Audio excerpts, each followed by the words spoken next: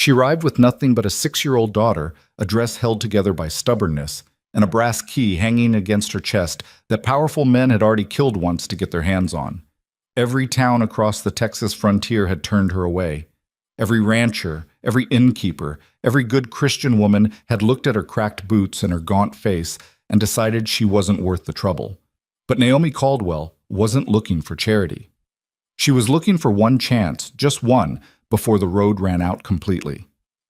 What she found at the end of that dusty trail wasn't salvation.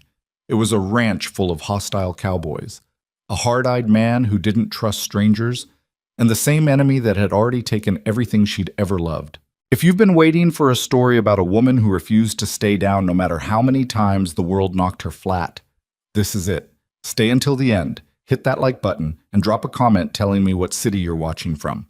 I want to see how far this story travels. The summer of 1884 had no mercy in it. That was the first thing you understood about Texas in July. The heat didn't arrive like a season. It arrived like an intention, like something that had decided to make things difficult on purpose. The sky turned white instead of blue by 10 in the morning, and the land beneath it dried and cracked into patterns that looked like the skin of something dead, and every breath you took felt like pulling air through a hot iron pot. Naomi Caldwell had been walking in it for 9 days. She had a wagon when she started, a small one, half-rotted at the axle, but functional enough when her husband Caleb had been alive to fix things. She'd traded it 3 weeks ago for food and a night's lodging at a boarding house in a town called Harker's Crossing, where the landlady had looked at Naomi's worn dress and Lila's dirty face and added an extra $1 to the price without explanation. Naomi had paid it. She hadn't argued. Arguing cost energy she didn't have, and dignity wasn't something she was willing to spend on a woman who would forget her name by morning anyway. Now she walked. Lila walked too most of the time. She was 6 years old and small for her age, with dark hair that needed cutting and eyes that were too old for her face.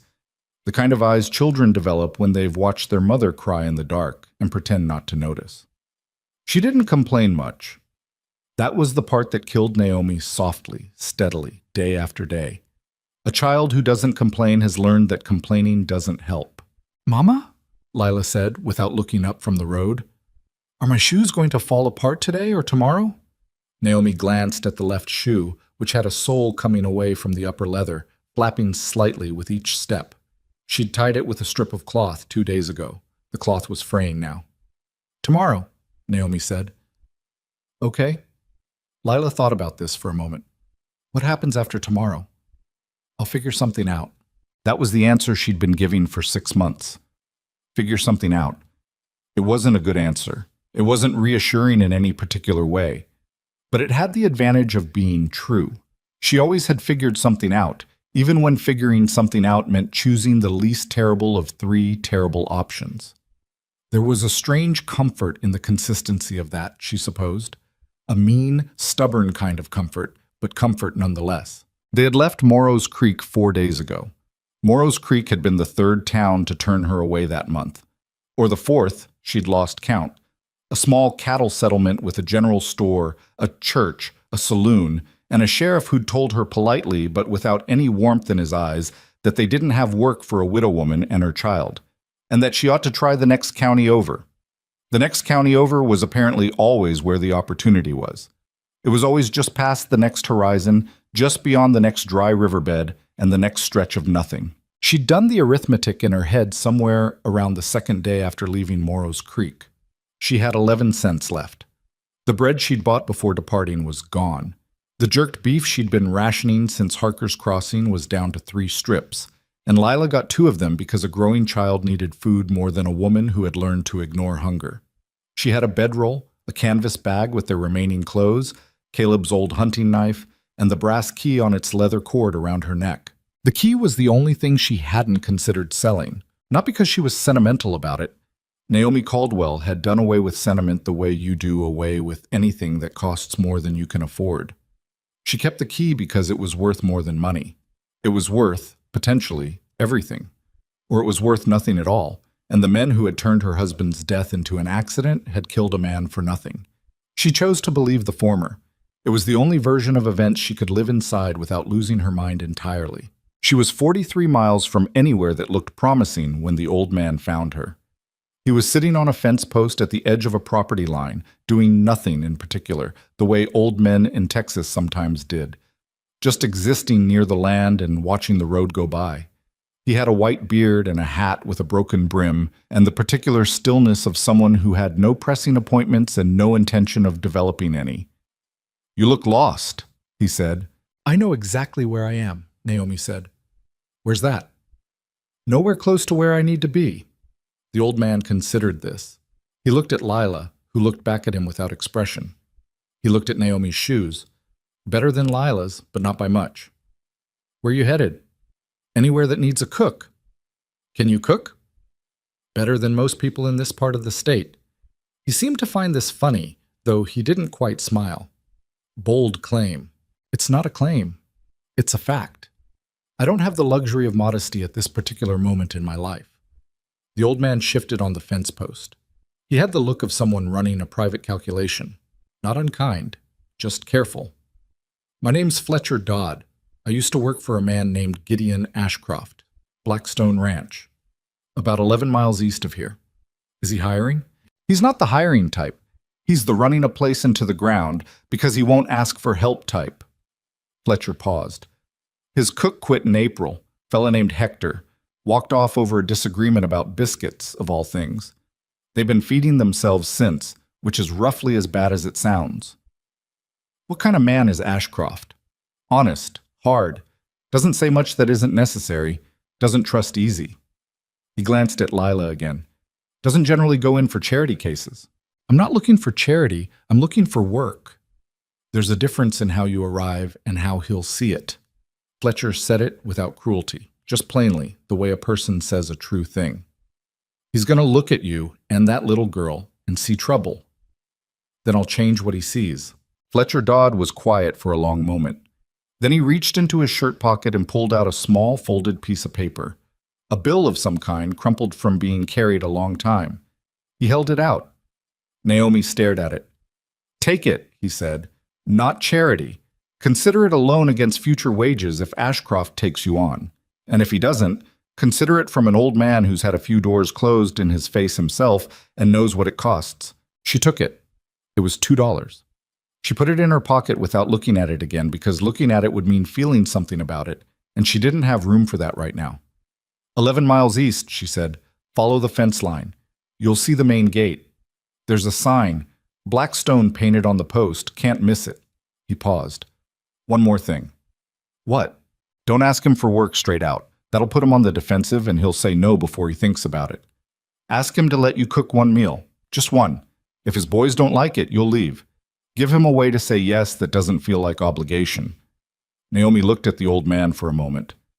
"You seem to know him well." "I raised him," Fletcher Dodd said simply. "We're close enough to it." She found Blackstone Ranch in the late afternoon when the heat had peaked and begun its slow, reluctant retreat, and the light had turned from white to the pale gold that made even ugly land look like it had a reason to exist. The fence line was good, solid posts, decent wire, which told her something. A man who kept his fences didn't let things go to rot out of laziness.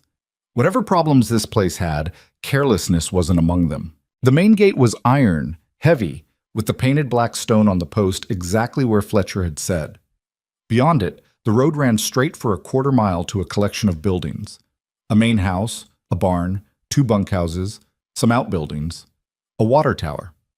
Not large by the standards of the big cattle operations in the region, but solid. Someone had built this place with intention. Lila had been quiet for the last mile. Now she stopped walking and looked through the gate. "Is this it?" she asked. "Yes." "Are they going to let us in?" Naomi looked down at her daughter. The strip of cloth around Lila's left shoe had finally given out an hour ago. The sole was flapping entirely loose now, and Lila had been walking with a slight hitch to compensate. She hadn't mentioned it once. "I'm going to ask nicely," Naomi said. "And if they say no?" "Then I'll ask less nicely." Lila almost smiled. They walked through the gate. The first person who saw them was a young cowboy coming out of the barn. Maybe 20 years old, with a sunburnt neck and the kind of expression that hadn't yet decided what it thought about anything. He stopped when he saw them. His eyes went from Naomi to Lila to Naomi's shoes to Naomi's face, making the complete circuit in about 2 seconds. "Help you?" he said. He didn't sound unfriendly. He sounded uncertain. "I'm looking for Gideon Ashcroft." "He's in the office." The young cowboy pointed toward the main house. "Around the east side. There's a door." "Thank you." She walked toward the house. Behind her, she heard the young cowboy say something to someone inside the barn. Couldn't make out the words, but the tone was the specific tone of a person conveying information they found interesting. By the time she reached the east side of the house, there were already 2 more men standing near the bunkhouse, watching. The office door was open. A man sat at a desk inside, not looking up. He was writing something, or trying to. He had the posture of a man who found paperwork personally offensive but couldn't find anyone else to do it. He was broad through the shoulders, somewhere between 40 and 50, with dark hair going gray at the temples, and a jaw that had been set in a hard expression for long enough that it seemed to be its natural position. Naomi knocked on the doorframe. He looked up. The calculation was fast. She could see it happening behind his eyes. Widow, child, broken down shoes, dress that had been washed too many times. He'd done this math before and he already knew the answer he was going to give. "I'm not hiring," he said. "I know," Naomi said. "I'm not here to ask you to hire me." That stopped him, just slightly. "Then what are you here for?" "I want to cook your crew 1 meal, supper tonight. If every man at that table tells you it was the worst food he's ever eaten, my daughter and I will walk back out the gate and you'll never see us again." She kept her voice flat and steady. "If they don't say that, I'd like to talk about a more permanent arrangement." Gideon Ashcroft looked at her for a long moment. Then he looked at Lila, who was standing just behind Naomi's left shoulder, examining the room with the focused attention of a child cataloging details. "1 meal," he said. "1 meal. My crew's 15 men. I'm not feeding you supplies to waste on a demonstration. I'll use whatever you have. I don't need quality. I need a kitchen." He stared at her a moment longer. Then he made a sound that wasn't quite agreement and wasn't quite refusal and stood up from the desk. "Come on then." The kitchen was a disaster. Not dirty, exactly. Someone had made an effort to keep it clean, which she credited. But the pantry was a catastrophe of poor planning and worse execution. Naomi stood in front of the shelves for 3 minutes, not speaking, taking stock. Cornmeal, low. Flour, maybe 4 pounds, and it had moisture in it from being stored improperly. Salt beef that had been brined too long and would taste like chewing a saddle unless she worked it right. Dried beans. Those were fine, those she could use. Onions, past their best but not gone. A jar of bacon grease. Some dried chili peppers. A partial sack of rice that something small and determined had been into, so she'd have to pick through it. No butter, no eggs, no fresh anything of any kind. Gideon watched her from the doorway. "You still interested?" he said, and it was almost a test. "Yes," she said. She was already calculating. "Kitchen's yours until supper. 6 o'clock. Boys come in from the fields by 5:30. I'll need the stove hot in 20 minutes. I'll tell someone." He started to leave, then paused. "The girl. Her name is Lila. She can stay inside, out of the way." He said it gruffly, like he was issuing a directive rather than offering something, and maybe he was. But it meant Lila wouldn't have to sit in the yard in the heat, so Naomi accepted the gruffness and let it go.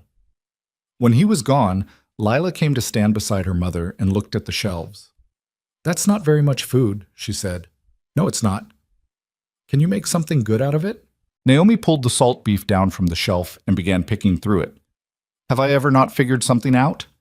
Lila thought about this with genuine seriousness, the way she thought about everything. "No," she said, "but this seems harder than usual." "It is harder than usual." "Okay."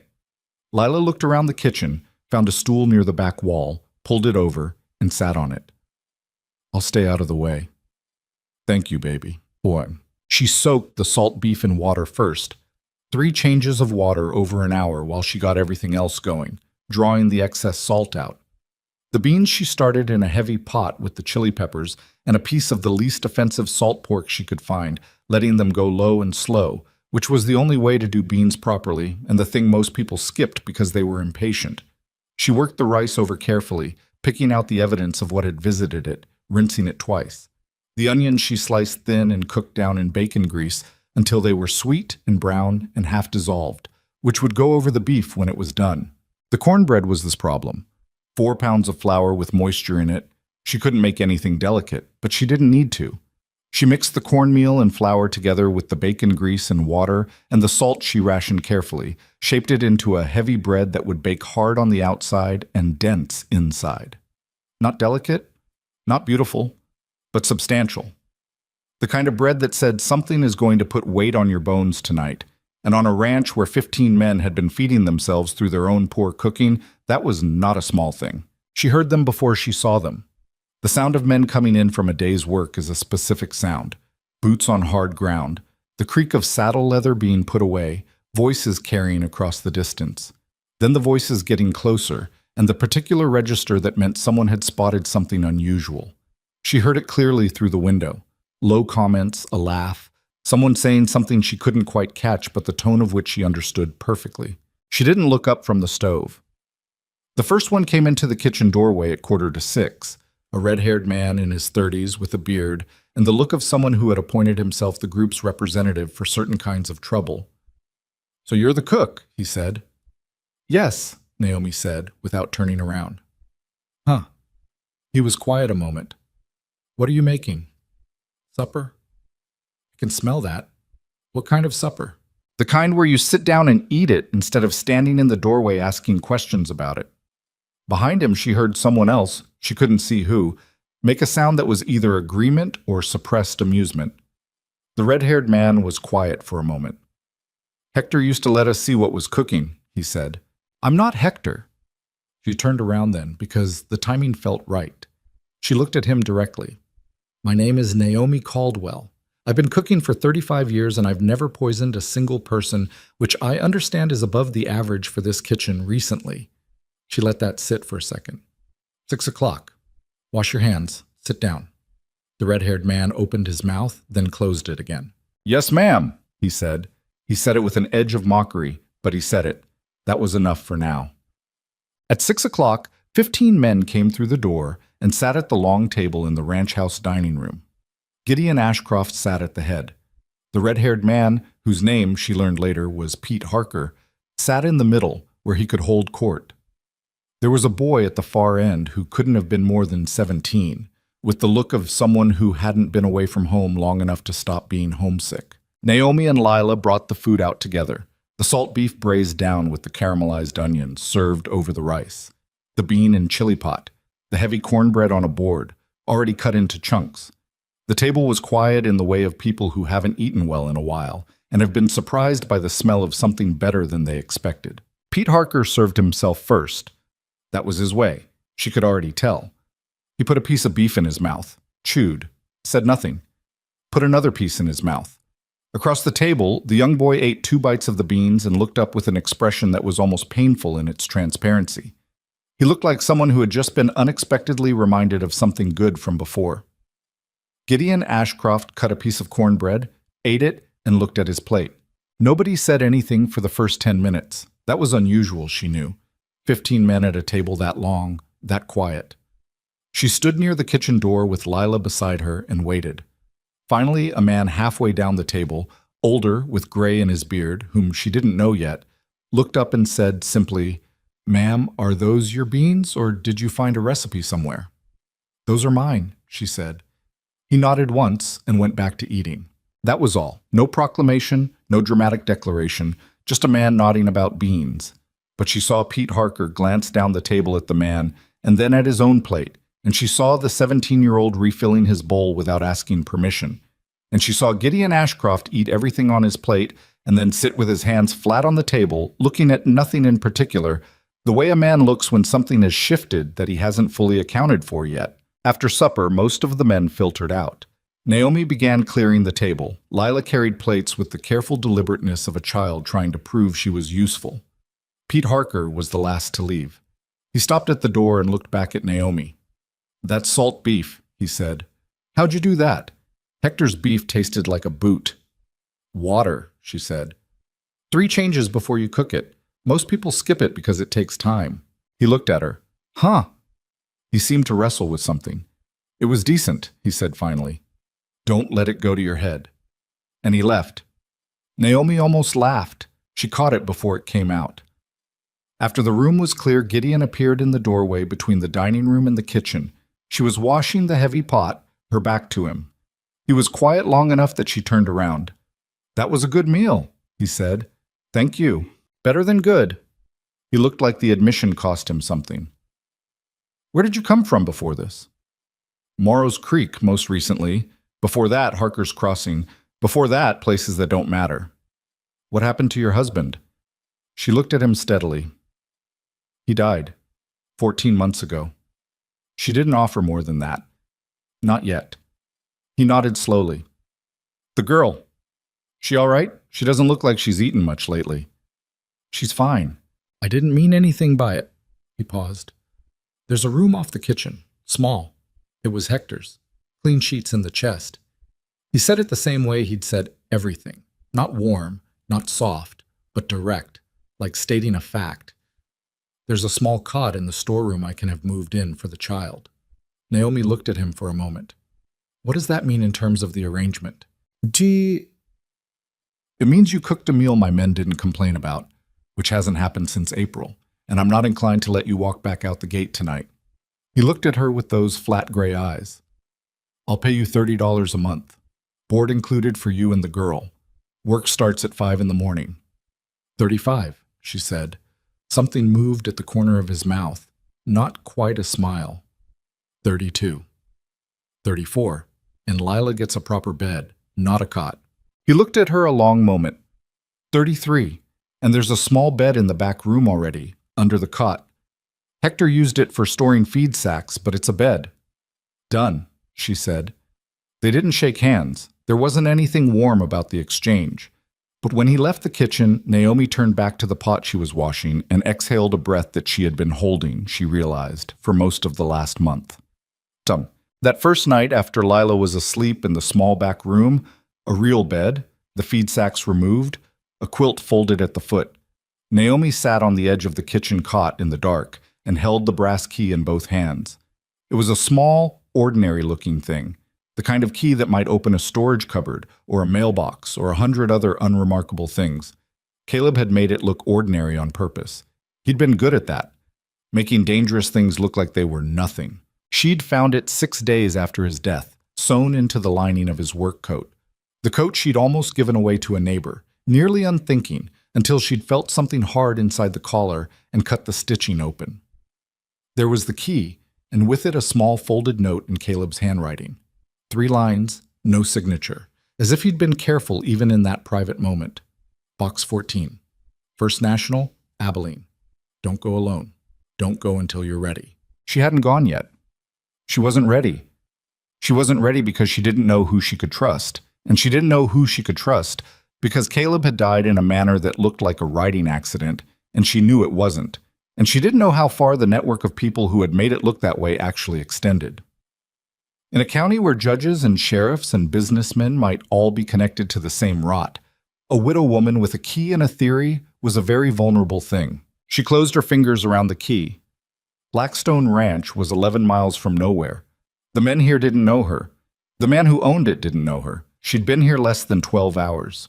But she had a bed, and her daughter was sleeping like a child who felt safe for the first time in months, and she had a kitchen and a job and $33 coming at the end of the month. For the first time in a long time, the arithmetic was working in her favor, at least slightly. She lay down, still holding the key, and slept before she could think about it any further.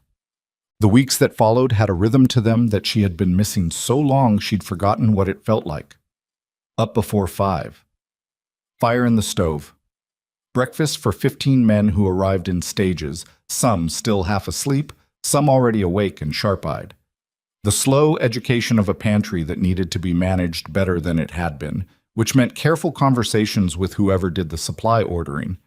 A man named Crowell, who handled the ranch accounts and who initially regarded her suggestions about what needed to be purchased with the specific skepticism of someone who thought cooking was not a complicated matter and didn't fully understand why someone kept asking for things like vinegar and proper salt instead of overbrined salt beef. "The beef we got is cheaper," Crowell said on her 3rd day when she'd put a list in front of him. The beef you got is why your men have been eating bad food since April, Naomi said pleasantly. What you save in price, you lose in quality, and 15 men who eat badly work worse. Ask Ashcroft. She hadn't actually talked to Ashcroft about this yet, but she said it like she had, because sometimes the appearance of backing mattered more than the backing itself. Crowell stared at the list. The vinegar, he said, for the beef and the cleaning. He made a sound of deep skepticism, but didn't cross anything out. She counted that a victory. The men were a project in themselves. They were not fundamentally bad men. She'd assessed that within the first week. They were men who had spent months without proper food or household management, which made people cross in a way they didn't always understand. Pete Harker, the red-haired one, was not malicious so much as he was territorial, used to being the loudest voice in any gathering and therefore suspicious of anything that might rearrange the order. The 17-year-old at the end of the table was named Danny Cord. He'd been away from his mother's house in Arkansas for 4 months and was more homesick than he was willing to admit, and she fed him extra without making it visible because he needed it. There was a man named Roy Sutter who was quiet and capable and had a way of intervening in small disputes before they became large ones, which she came to appreciate more as she came to understand the social machinery of the bunkhouse. And there was Gideon Ashcroft. He was harder to read than the others. Not cold, exactly. She'd been around cold men, and this wasn't that. He was contained. He said what was necessary and didn't embellish it. He ran the ranch with a consistency that she found, unexpectedly, reassuring. Decisions made on the same principles every time, without the kind of invisible rule-changing that she'd seen in other men who held authority. He was fair. Hard, but fair, which was better than most things she'd encountered. He ate her food with the focus of someone who took it seriously. That was not nothing. He came to the kitchen on her 5th evening, not for anything specific, it seemed, just appearing in the doorway the way he sometimes did, as if he'd been meaning to say something and was still deciding whether to say it. Roy Sutter says you fixed the shelf in the pantry, he said. It was coming off the wall. It would have fallen. You didn't have to do that. I know, she said. I needed the shelf. He looked at the shelf. It was a better repair than the original installation, actually. She'd found the right screws in the tool shed and reset the anchors properly. Hector never fixed anything, Gideon said. Hector apparently had very strong opinions about biscuits. Maybe he was busy. That thing happened at the corner of his mouth again. She was starting to recognize it as his version of a laugh. Where'd you learn to cook like this? He asked. My mother. Then years of practice. Then more years of not having much to work with and having to make it taste like more than it was. Your husband, what did he do? She'd been waiting for this, in some form. He worked land. He was good at it. She kept her voice even. He noticed things. About how land was being bought and sold and who was doing it. He got interested in a particular set of transactions that didn't sit right with him. Gideon was quiet. That's why he died? He said. Not unkindly, just directly. I believe so. She put down the dish she was drying and turned to face him. I don't know the whole of it yet, but I believe so. He looked at her for a long moment, not with pity. She would have resented pity, but with a kind of flat, serious attention. That's a dangerous thing to carry around, he said. Yes. You carrying it alone? So far. He nodded once, left it there. That was something else she came to recognize about him. He could leave a conversation where it sat without feeling the need to close it, which was rarer than people thought. Lila, for her part, had embedded herself in Blackstone Ranch with the efficiency of someone who had spent 6 months learning to find footholds wherever they existed. Within a week, she had identified which cowboys were willing to talk to her, which ones would pretend she wasn't there, and which one, Danny Cord, was so desperately lonely that he would answer any question she asked regardless of subject matter. She was in the barn most mornings before breakfast, watching the horses. She didn't touch them without asking. She just watched. Roy Sutter had explained this to Naomi with something in his voice that wasn't quite admiration, but was in that direction. That child of yours, Mrs. Caldwell, she's got patience, more than most grown men I know. Naomi had looked at her daughter from across the yard. Lila was standing at the fence of the near paddock, perfectly still, watching a roan mare move. She's had practice, Naomi said. What she didn't say was that the patience wasn't natural, that it had been built carefully and painfully out of months of being in situations where noise and movement and impatience made things worse, that her daughter had learned stillness the way you learn things that keep you safe. But she didn't say that to Roy Sutter, because some things you don't explain, you just carry. It was in her fourth week at Blackstone that she first noticed the fence. She'd gone to the water pump behind the eastern outbuilding at first light, earlier than usual because she was making a long-cooked breakfast and needed to start the stock by 4 in the morning, and she'd seen the line of the eastern fence from the rise near the pump. Or rather, she'd seen the gap in it, a section of wire down, posts leaning. She didn't know enough about ranching yet to know if that was normal. She asked Roy Sutter at breakfast quietly. "Which section?" he said. She described it. His face changed. Not dramatically. Roy Sutter was not a dramatic man, but she caught it. "I'll tell Gideon," he said. She didn't ask more, but she kept her eyes open. Over the next 2 weeks, things happened in the kind of scattered pattern that looks like bad luck until you add them up. A water trough in the south pasture was found fouled. Something had been put in it, Roy said, though he didn't say what in front of her. 3 steers were unaccounted for after a drive across the lower pasture. A bridle strap snapped cleanly during a morning ride. Throwing one of the newer hands, the boy was unhurt, but the break was the kind of clean break you got from cutting, not from wear. She heard the men talking about it in the low, careful tones of people who aren't sure what they know yet. She heard Gideon's voice from behind the closed door of his office one evening, a flat and controlled anger in it, talking to Roy. She stood in the kitchen and turned the brass key over in her fingers. She had seen this before. Not the same shape, not the same location, but the same pattern. The careful, deliberate dismantling of something that had value. The way an enemy didn't attack directly when they could attack indirectly instead. The way you could ruin a ranch, or a man, or a life through a series of small disasters that each looked like accident or misfortune. Caleb had been documenting it when he died. She'd read his notes, the ones she'd found in his desk before the men who came to collect his debts went through everything. She'd memorized them before burning them, because memorized things couldn't be found. Caleb had written about a network that operated through land speculation, corrupt surveyors, and the systematic destruction of any operation that sat on land they wanted. They didn't buy it. They broke it first, so it was worth less. So the desperate man selling it got almost nothing and had nowhere else to turn. She stood at the kitchen window and looked out at the dark yard and listened to the sound of Gideon's controlled anger behind the closed door. The same enemy, she thought.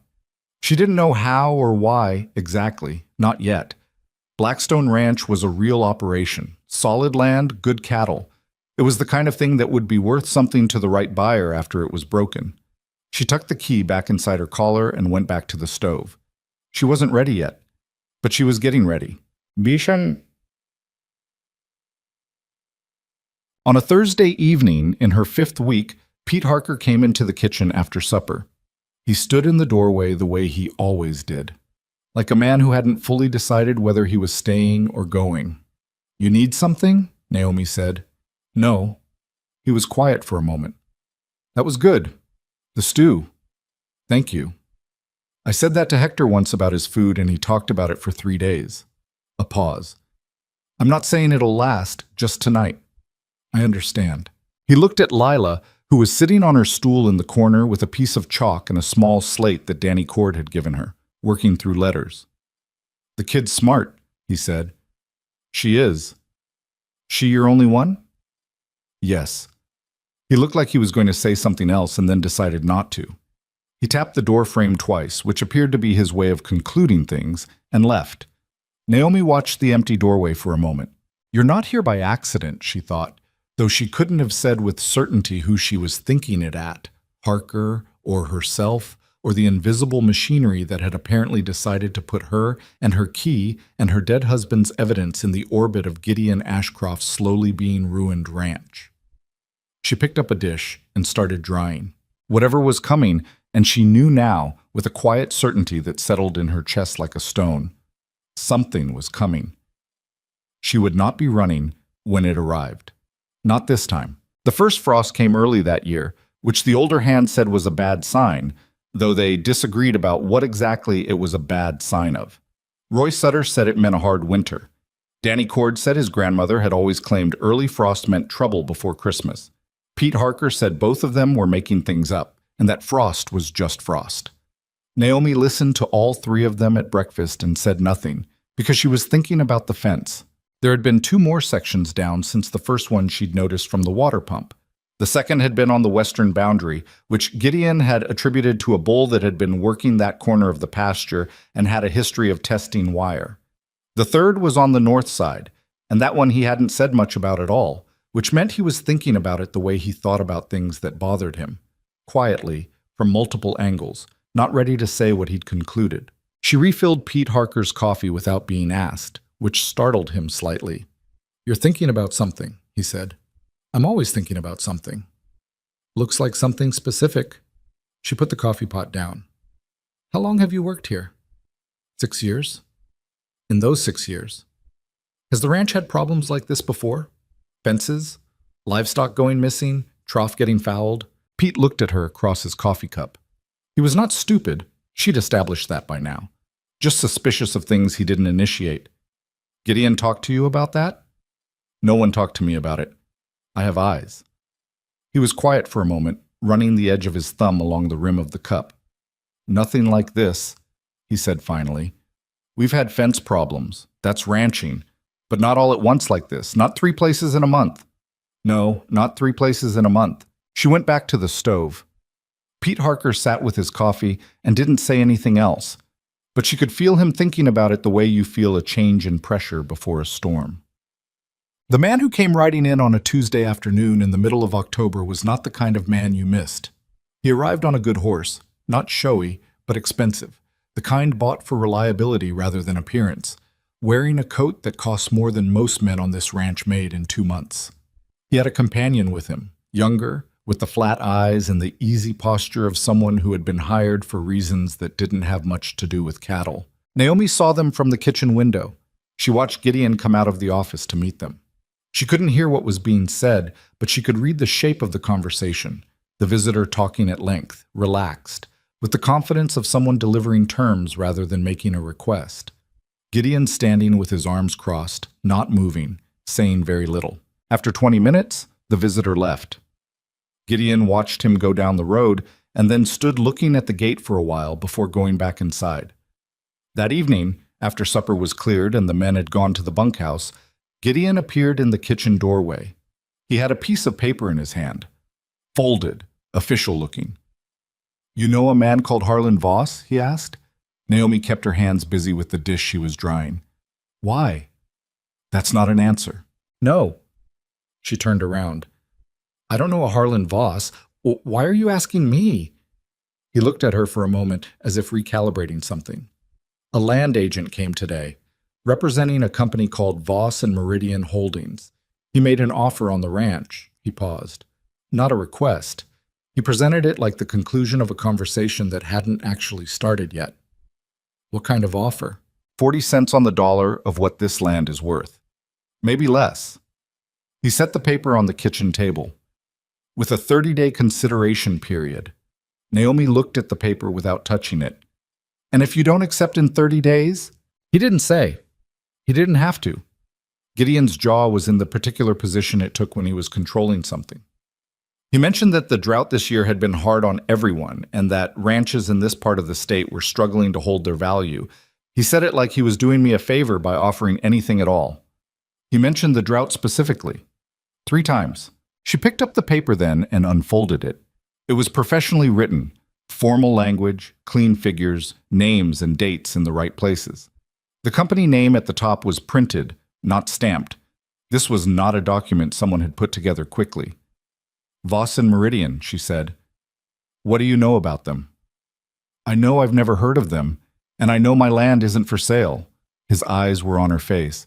"You recognize the name, or something about this." She looked at him steadily. It wasn't a question, exactly, but it needed an answer. "Not that name," she said, "but this kind of document, this kind of offer." She folded it back along its original creases. "My husband started noticing patterns in how certain ranches in 2 counties changed hands over about 4 years. Operations that had been solid suddenly had a bad season, then another, then the owner sold cheap and was gone. The land turned over to buyers who weren't local. Some of it went to railroad interests, some of it to a land-holding company that kept changing its name. Gideon was very still. "You think this is the same," he said. "I think the timing of your fence problems and the arrival of that agent is not a coincidence." She put the paper on the table between them. "I think someone is making your ranch look damaged on purpose, so the offer looks reasonable instead of predatory." The kitchen was quiet for a moment. Outside, the wind had come up and was moving through the yard with that low sound it made when the temperature was dropping. "You've been sitting on this for 5 weeks," Gideon said. He wasn't angry exactly, but it was close. "I've been watching," she said. "There's a difference. I wasn't certain until now." "And now?" "Now I'm certain enough." She paused. "There's something else I need to tell you. I wasn't ready before. I am now." She reached into her collar and pulled the key out on its leather cord, held it up between them.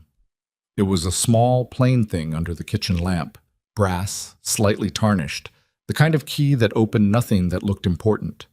Gideon looked at it. "My husband hid this in his coat lining before he died," she said. "He found evidence of the fraud scheme, or enough of it to be dangerous. He put it somewhere safe. The key is how I get to it." She paused. "He died 4 days after he put this key in his coat." The silence stretched out between them. "Why are you telling me this now?" Gideon said. "Because I think the people who killed my husband are the same people trying to take your ranch, and because I've been alone with this for 14 months and I'm tired, and because you're a man who hasn't given me a reason not to trust him yet." She looked at him. "That's the most honest answer I have." He looked at the key for a long time. Then he looked at her. "Where's the evidence?" "Abilene, First National Bank, Box 14. "You haven't gone for it. Not alone. Caleb's note said don't go alone. He was right. I didn't know who I could trust, and I still don't know the full reach of it. But I know this much now. Whatever is in that box, it's tied to what's happening to your ranch." She let the key drop back against her chest. "I needed to tell you that." Gideon reached out and picked up the land agent's document from the table. He looked at it for a moment, then folded it carefully and put it in his shirt pocket. "I'm not selling," he said. It was not a declaration. It was just a statement of fact, like the sky is wide or the ground is dry. "I didn't think you were." He left the kitchen without another word. Naomi turned back to the sink and stood there with her hands in the cooling water and breathed. She felt lighter, which surprised her. She hadn't expected telling the truth to feel like putting down weight. The next weeks had a different quality to them. Not worse, but more alert, like the way air changes before weather. Still, in a way that is not relaxed. Roy Sutter began doing an evening check of the fence line that hadn't been part of the routine before, and he started taking a second man with him, which also hadn't been part of the routine before. Gideon didn't announce this change. It simply appeared, the way his decisions tended to appear, without ceremony. Naomi noticed that the land agent's paper had disappeared from wherever Gideon had put it, and that Gideon had ridden out twice alone in the direction of Calvert Junction, which was the nearest town with a telegraph office. She didn't ask where he'd been or who he'd contacted. She would know when he was ready to tell her. In the meantime, she cooked. She had learned the ranch well enough now to know its rhythms by feel, which men ate more on cold mornings, which ones couldn't face the day without something hot, which ones were carrying small injuries they hadn't reported because they didn't want to lose work days. Danny Cord had twisted his left wrist 2 weeks ago and was favoring it quietly. She started giving him tasks that used the right hand more without drawing attention to why, and she put a particular salve on the kitchen shelf and told him it was for the dry air-cracking hands, which was also true. Pete Harker was the harder red. He'd settled into a grudging acceptance of her presence that occasionally tipped into something almost like warmth, though he would have denied it strenuously. He started eating breakfast 5 minutes earlier than the rest of the crew, which she understood was his way of getting a few minutes of kitchen conversation without witnesses. He talked about his family in Kansas, a brother who owed him money, a sister-in-law he liked better than the brother, and about a horse he'd owned before coming to Blackstone that he still thought about with more tenderness than he'd probably shown any person in his adult life. "You ever think about going back?" she asked him one of those mornings. To Kansas? To family? To something familiar? He turned his coffee cup in both hands. Familiar isn't always better. No, she said. It isn't. He looked at her with the sharp glance he used when he suspected someone was saying something with more in it than the surface. You thinking about leaving? I'm thinking about what makes people stay. That's not the same as thinking about leaving. No, she agreed. It isn't. He let it go, which was usually the right call. She was at the stove on a Thursday morning when she heard Roy Sutter's voice outside at a pitch, and register she hadn't heard before, controlled but very fast, the specific cadence of a man delivering bad news to someone who needed to be kept calm while receiving it. She was out the back door before she'd fully decided to move. Two of the men were bringing in another man between them. It was Cal Brennan, one of the hands she knew less well, quiet, middle-aged, rode the Eastern line. He was sitting across the back of a horse instead of astride it, and he was holding his left arm against his body in the particular way that meant the arm was not cooperating on its own. Roy caught her eye. Came off the horse on the eastern slope, he said. Caught his boot in the stirrup on the way down. Dragged him 20 feet. How bad? Shoulders out, maybe broken. He was conscious the whole time. Cal Brennan's face was white and set in the expression of a man managing significant pain through will rather than comfort. Naomi came alongside him. Cal, she said, keeping her voice level, I need you to keep that arm still. Don't try to straighten it. I know, he said through his teeth. Can you walk to the house? I walked here. I know you did. She matched her pace to his as the men helped him toward the back porch. The stirrup, was it worn? The leather? Stirrup was fine. He said it flat and certain, not like a man complaining, like a man stating what he'd observed. Stirrup was fine this morning when I saddled up, not worn. The leather was cut. Roy Sutter, behind them, said nothing. But she felt the weight of the silence. She got Cal into the kitchen and settled him in a chair and sent Danny Cord for the medical kit and clean cloth and the bottle of good whiskey that was kept in Gideon's office for reasons everyone understood were medical. She worked on his shoulder for the better part of an hour. It was dislocated rather than broken, which was the better of the two options, but not a pleasant resolution. And through all of it, Cal Brennan held perfectly still and breathed in the deliberate way of someone who has decided that stoicism is the only form of control available to them. Gideon came in midway through. He stood and watched without speaking.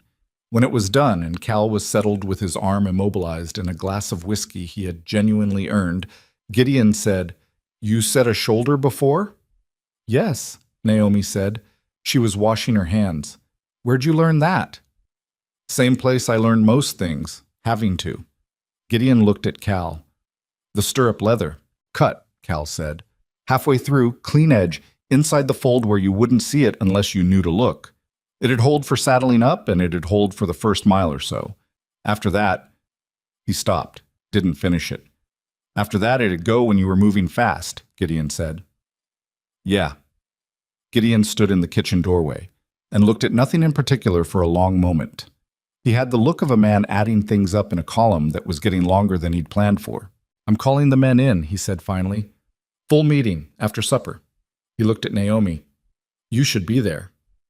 Pete Harker, who had materialized in the doorway behind Gideon at some point in the last few minutes, looked at Naomi with something that had moved past skepticism into a more complicated territory. She dried her hands and nodded. The meeting was in the barn, which was large enough to hold all 15 men plus Naomi without it feeling crowded. Gideon stood at the far end near the main post and spoke without preamble, which was his way. He laid out the last 6 weeks plainly. 3 fences, the fouled trough, the missing steers, Cal's stirrup. And he said the word deliberately, not as suspicion, but as conclusion, sabotage. The barn was quiet in the way of a room where everyone was thinking the same thing, but waiting to see who said it first. It was Roy Sutter who said it. You think it's tied to the offer? I think the timing isn't accidental. Gideon looked around the room. Someone wants this ranch to look like it's falling apart. And someone has been on or near this property more than once without any of us seeing them. How do you not see somebody on your own land? Danny Cord said. He sounded more confused than accusatory. You don't see them because they know the land well enough to avoid the times and places you'd notice them, Roy said. which means someone's been watching, mapping our patterns. The room absorbed that. Pete Harker had been standing near the wall with his arms crossed. He looked at Naomi. "You knew about this." "I suspected," she said, "before the offer came. After the offer came, I knew." "How?" "I recognized the pattern." She didn't elaborate beyond that, and he didn't push. The expression on his face was not unfriendly, which was new. Gideon took over again, laying out what they were going to do. Doubled night watch. No solo work on the boundary lines. All equipment checked before use every morning. No exceptions. He said it all without heat, as if he were organizing a cattle drive rather than responding to an active attempt to destroy what he'd built. The men listened. There were questions, practical ones, logistics, and he answered them the same way. Afterward, as the men filed out, Danny Cord stopped beside Naomi. "Mrs. Caldwell," he said. He was looking at his boots in the way of someone preparing to say something difficult. "I owe you an apology." "For what?" "For what I said to Pete the first week you were here. About—" He stopped. "About you not being what a ranch cook should look like. I said it where you couldn't hear it, but I said it." He looked up. It wasn't right. She looked at him. He was 17 and a long way from home, and he had just volunteered something he hadn't been required to admit. That took more than most men twice his age would manage. "Thank you, Danny," she said. "Yes, ma'am." He left quickly, the way people do after saying something honest. Naomi stood in the emptying barn and listened to the horses moving in their stalls, and the wind outside, and the receding sound of boots on hard ground. She put her hand against the post beside her, feeling the solid wood of it under her palm. The thing about a fight, she had learned, the thing Caleb had been trying to teach her in the last months before he died, when he was scared but wouldn't say it straight, was that the moment you stopped running from it was the moment you could start doing something about it. Running was not safety. Running was just a different kind of losing, spread out over time. She was done running. She walked back to the kitchen, put the last of the whiskey bottle away, and started planning what she needed to do next. 2 days later, she wrote a letter. She wrote it in the early morning before anyone else was up, sitting at the kitchen table with the lamp turned low.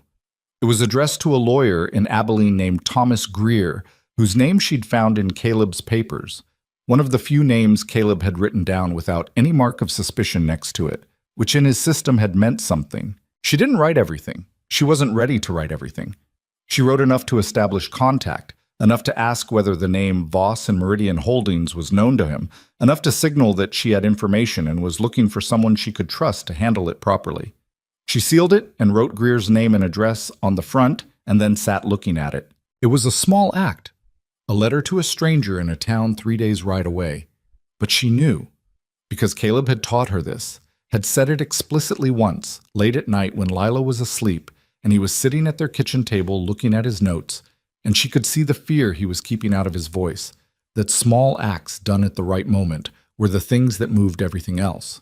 Not the dramatic ones, not the confrontations, the quiet preparations, done early, done carefully, before anyone thought to stop them. She gave the letter to the supply rider the following morning when he came through for the weekly run, and she watched him put it in his saddlebag without interest or curiosity because it was just a letter. And then she went back inside to make breakfast for 15 men who had no idea yet how much was already in motion. On the last Friday of October, a second rider came from Voss and Meridian Holdings. Not the agent this time. A lawyer, younger, with a leather case and the specific kind of polished calm that meant he had been trained to deliver bad news without flinching. He asked for Gideon. He was told Gideon was in the south pasture. He said he'd wait. He waited in the yard. Naomi watched him from the kitchen window. He stood very still, looking at the buildings, the fences, the layout of the place with the eyes of someone estimating value. Not admiring, estimating. Gideon came back within the hour. She saw them talk, shorter this time, 5 minutes at most. The lawyer handed over another document, thicker than the first. Gideon took it without looking at it and said something brief. The lawyer nodded once and left. That evening, Gideon put the new document on the kitchen table without comment. She read it. It was not an offer this time. It was a notice. Legal language, carefully structured, outlining a claim that a survey error from 1879 had placed the eastern boundary of Blackstone Ranch incorrectly, and that the actual surveyed line, properly calculated, would reduce the ranch's eastern acreage by a third. A survey error from 5 years ago. Convenient timing. "Is this real?" she asked. "It could be made to look real," Gideon said, "with the right surveyor and the right documents." Who would have access to the original survey records? County clerk. Maybe the territorial land office. Both of which could be influenced. If you had enough money and enough reach. He looked at the document with a flat expression. "Someone's put thought into this. It's not rushed." "No," she said. "This has been planned for a while." She looked at the name at the bottom of the document. The law firm. "Have you heard of Crail and Dutton?" "No." "I have." She hadn't exactly, but Caleb had. The name was in his notes, one of the ones he'd circled. She'd had it memorized for over a year. "They're not a local firm." Gideon looked at her. "How long have you been carrying all this?" he said. It wasn't quite an accusation, and it wasn't quite wonder. It was somewhere between the two. "Long enough," she said. She picked up the document, folded it carefully, and set it on top of the land agent's original offer, which she'd asked Gideon to hold on to the previous week. 2 documents. A pattern. The beginning of something that could be shown to the right person, if the right person could be found. She thought about the letter she'd sent to Thomas Greer. She thought about Box 14 in the First National Bank in Abilene, and the key against her chest, and the evidence that Caleb had put there at the cost of his life. Outside the kitchen window, the last of October was dying cold and fast over the Texas plains, and somewhere beyond the dark line of the fence, now double-watched, now checked every morning, someone was calculating how much longer it would take to break what Gideon Ashcroft had built. They didn't know yet what she had. They would. Thomas Greer's reply came on a Wednesday, 11 days after she'd sent her letter. It arrived with the supply rider the same way hers had gone out, tucked in a saddlebag between a hardware invoice and a seed catalog, nothing to distinguish it. Naomi took it from the rider's hand without expression and put it in her apron pocket and finished directing the unloading of the week's supplies before she allowed herself to go inside and read it. The letter was short, 4 sentences. "Mrs. Caldwell, your inquiry has been received. The names you mentioned are known to me in the context you suggest. This is not a matter for correspondence. Come to Abilene at your earliest possible opportunity. T. Greer." She read it twice. Then she folded it into the same pocket where she kept the brass key and went back to starting supper. She told Gideon that evening. She set the letter on the kitchen table beside his coffee and waited while he read it. He read it once, looked up, read it again. "He knows them," he said. "That's what in the context you suggest means, yes." "You trust him?" Caleb had his name without a mark against it. "That's not proof of anything, but it's something." She sat down across from him. "I need to go to Abilene. The letter, the box at First National, Greer, they all need to come together in the same place." Gideon was quiet for a moment. He turned the letter over in his hands. 3 days' ride, maybe less if the weather holds. "I know. You're not going alone." It wasn't a negotiation. He said it the way he said things that were already decided, and she understood that arguing with it would be both pointless and, honestly, unwise. She'd been carrying this alone for 14 months. She was done pretending that was working. "Lila stays here," she said. He looked at her. "She stays here," Naomi repeated. "Roy Sutter will watch out for her. Danny will. She'll be safer on the ranch than on the road." She paused. The words cost something. The idea of leaving Lila behind cost something real and physical, like a hand pressed flat against a wound. "I need to know she's not within reach of whoever might try to use her." Gideon held her gaze. He understood what she was saying without her having to map it out. "We leave Thursday," he said, "before light." Wednesday night was the hardest. Naomi lay on her cot after Lila was asleep and stared at the ceiling and ran through the arithmetic of what could go wrong. It was a long list. She'd been managing risk for over a year by staying invisible, staying small, not drawing attention to the key or the box or the name Caleb had died for. And now she was about to do the opposite. Ride into a city she hadn't been to in 2 years, meet a lawyer she'd never met in person, walk into a bank and open a box that someone had already killed once to keep closed. She could hear Lila breathing from the small room, even and slow. The sound of a child who had finally started sleeping like a child again, instead of like a soldier on watch. At some point, she stopped running through the list and just listened to that sound, and that was how she got through the night. She woke Lila before sunrise, sat on the edge of her bed, and held both her hands and told her plainly, not everything, but enough, that she was going to get something important, that she'd be back in a week, that Roy Sutter and Danny Cord were going to look out for her, and that Pete Harker, who was not as rough as he seemed, would also be there. Lila listened with the focused attention she gave everything. Then she said, "Is it about the key?" Naomi looked at her daughter. "You hold it when you think I'm asleep," Lila said. Not accusing, just observing. "You've done it since before Papa died." "Yes," Naomi said. "It's about the key." Lila was quiet for a moment. "Is it going to fix things?" "I think it might fix some things. I don't know if it fixes everything." "Okay." Lila leaned forward and put her forehead briefly against her mother's shoulder, in the way she had of doing when she was deciding something was all right. "Come back." "I will." "I know," Lila said. "I'm just saying it anyway." They rode out at 4 in the morning, Naomi and Gideon, with 2 of his best horses and enough provisions for the road. Roy had been told everything that Gideon thought he needed to know, which was sufficient. The night watch had been adjusted. The ranch would hold. The first day's ride was mostly silent, which suited Naomi. Gideon was not a man who felt compelled to fill silence, and she was grateful for it. They moved at a steady pace across land that was cold and flat and vast in the way that Texas at dawn could be. A specific kind of loneliness that was not exactly unpleasant, more like the feeling of standing at the edge of something and understanding its scale. Somewhere around midday, Gideon said without preamble, "Tell me what your husband found." She'd known this was coming. She'd been organizing it in her mind since before they left. "He started noticing it 3 years ago," she said. "He was doing some work for a man in Haskell County who was selling a section of his property. In the process of drawing up the paperwork, Caleb wasn't a lawyer, but he'd done enough land transactions to know how they were supposed to work. He noticed that the survey documentation for the adjacent property didn't match what had been recorded at the county office 5 years earlier. The boundaries had shifted, not by much, but by enough to include a water source that the original survey hadn't included." Gideon rode without speaking, listening. He thought it was an error at first, a surveyor's mistake that had been carried forward. But when he started pulling records, he had access to the county archives because of his work. He found 6 other properties in the same area where something similar had happened.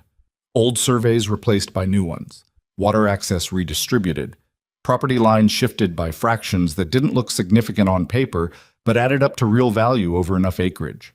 She paused. And in each case, within 18 months of the survey being quietly amended, the original owner had either sold at below market price or lost the property to debt. Someone was manufacturing the debt, Gideon said, or creating conditions that made it impossible to service existing debt. Yes. She looked at the horizon. Caleb traced it back to 2 things: a surveying company, Pinnacle Land and Survey, and a holding company that kept restructuring under different names, but that always had the same 2 men in control. He was still trying to document the connection between those 2 entities and the county officials who were allowing the record alterations when he died. And the evidence he gathered is in that box. He believed it was enough. He said... She stopped. The thing she was about to say was something Caleb had said to her directly, 3 weeks before his death, and she hadn't spoken it out loud since because saying it required going back to that room, that evening, his face in the lamplight. She made herself say it anyway. He said whoever had it would have enough to put people in federal prison, not just county officials, railroad interests, land development money, people with names that meant something in this state. Gideon was quiet for a long moment. That's why they had to move fast, he said. Once he started getting close to making it a federal matter. Yes. And they found out about the box? I don't know. I've never known exactly how much they knew. I know they searched our house after he died. They came as creditors, collecting on debts that Caleb had never actually incurred, and they went through his papers thoroughly. They didn't find the key. They didn't find his notes because I'd burned them. But I've never known how much of what he knew they'd already managed to locate and destroy. She paused. The box may be intact. The evidence may be intact. Or he may have been too late and it may be nothing. I've carried both possibilities for 14 months. Gideon looked at her. You kept moving anyway. What else do you do? He didn't answer that. It wasn't the kind of question that needed answering. Well, they made camp the first night at a creek crossing Gideon knew, where there was wood and clean water and enough natural shelter from the wind that a fire didn't advertise itself too far. Naomi made coffee and heated the food she'd packed, and they ate without ceremony. The sky was clear and extravagantly cold, the stars sharp and numerous in the way they got when the air was dry. Can I ask you something? She said. Go ahead. When you took me on, the first week, did you think I was going to stay? He considered this with his characteristic honesty. Not performing consideration, actually doing it. No, he said. I thought you'd last 3 weeks and move on. Why'd you hire me then? Because the food was good and my men needed to eat something that didn't taste like failure. He set his coffee cup on a stone near the fire. And because you had that look. What look? The look of someone who has decided to hold on to something and won't be talked out of it. I've seen it a few times in my life. It's not comfortable to be around, usually. He paused, but it's reliable. She looked at him across the fire. In the 6 weeks she'd been at Blackstone, she'd come to understand him in pieces. The way you understand a landscape by moving through it, not by looking at it from a distance. He was not easy. He was not warm in any conventional way. He had, she suspected, been hurt by something at some point, and had made the calculation that self-sufficiency was cheaper than the alternative, and he'd been running on that calculation ever since. But he was here, riding 3 days across Texas because a woman he'd known for 6 weeks had asked him to, and because his own ranch was under threat, and because he was fundamentally the kind of man who did not walk away from trouble once he understood the shape of it. The ranch, she said. How long have you had it? 11 years, built the main house myself, the first 2 bunkhouses. He looked at the fire. My father had land in Tennessee. Lost it. I came out here to not do the same thing he did. A pause. I've had hard years, but nothing like this. Nothing planned. It makes it different, she said. Bad luck you can accept. Bad luck is the condition of the world, but someone making it look like bad luck while they take everything from you. She stopped. That's what happened to your husband, he said. Yes. Except he didn't know it was happening until it was too late to do anything but document it and hide what he'd found. She looked at the key, briefly, where it lay against her collarbone. He was a good man. He wasn't a fighter. He noticed things, and he wrote them down, and he believed that if enough people saw what he'd found, it would be enough. Her voice was steady. She'd had enough time to grieve that she could talk about him now without the words collapsing. He was right about what he found. He was wrong about having enough time. Gideon looked at her for a moment. I'm sorry, he said. He said it simply, without embellishment, which was the only way she could have accepted it. Thank you, she said. Same way. They put out the fire and slept. Night. They reached Abilene on the afternoon of the second day. It was a busy town, larger than anything Naomi had been in for months, with the specific noise and density of a place that had grown faster than it had organized itself. She had Greer's address from the letterhead, and they found his office on a side street off the main thoroughfare, above a land surveyor's shop, which Naomi noted with a particular kind of dark humor. Thomas Greer was 60-something, small, with a meticulous gray mustache, and the kind of eyes that missed nothing and showed nothing. He opened his office door, looked at them both for a moment, and stood back. Mrs. Caldwell, he said. And you are? Gideon Ashcroft, Blackstone Ranch. Greer looked at him. Something registered behind those careful eyes. Sit down, please, both of you. The office was organized in the way of someone who lived inside information.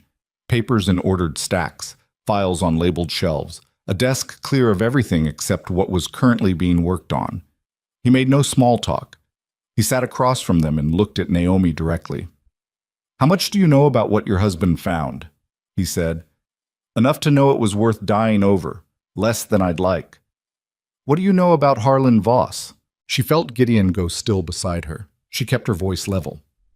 I know that name is connected to Voss and Meridian Holdings, which has made an offer on Mr. Ashcroft's ranch. I know it's connected to Crail and Dutton, who filed a fraudulent survey claim against the same property. I believe Harlan Voss or his interests are connected to the organization my husband was investigating, though I don't have documentary proof of that connection yet. Greer was quiet for a moment. He looked at Gideon. And you rode here with her? I did. You understand what this is? I understand someone is trying to take my ranch through manufactured evidence and systematic sabotage, and that the same operation may have killed this woman's husband, and that there is evidence in a box at First National that may connect all of it. He paused. I understand enough. Greer looked at them both for a long moment. Then he opened the left drawer of his desk and produced a folder, thick, worn at the edges, clearly assembled over time rather than at once.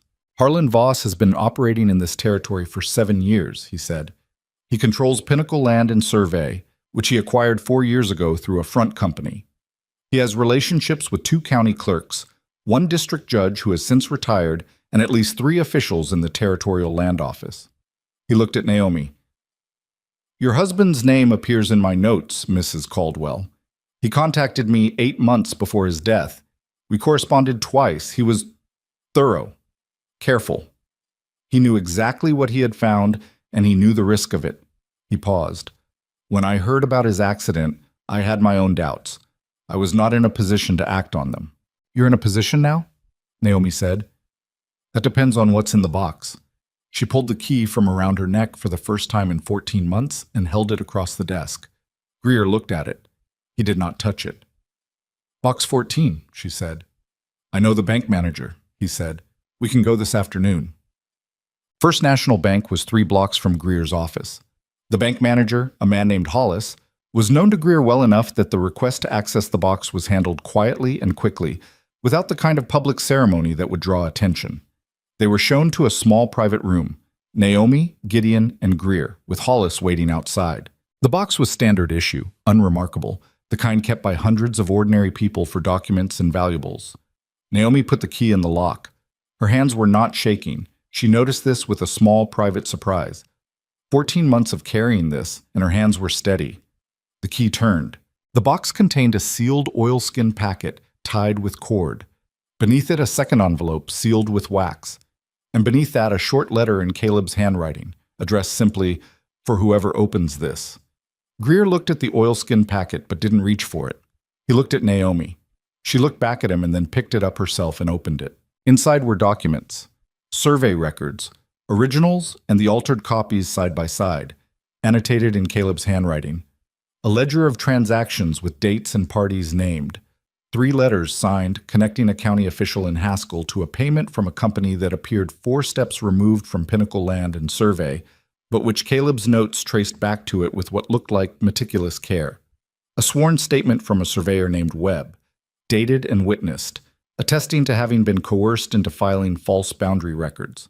And at the bottom, a single page with 2 names and figures, dollar amounts, dates, and a notation that linked Harlan Voss directly to the land office fraud.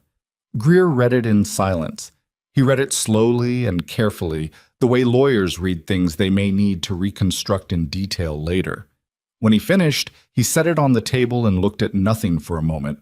This is enough, he said, for a federal complaint.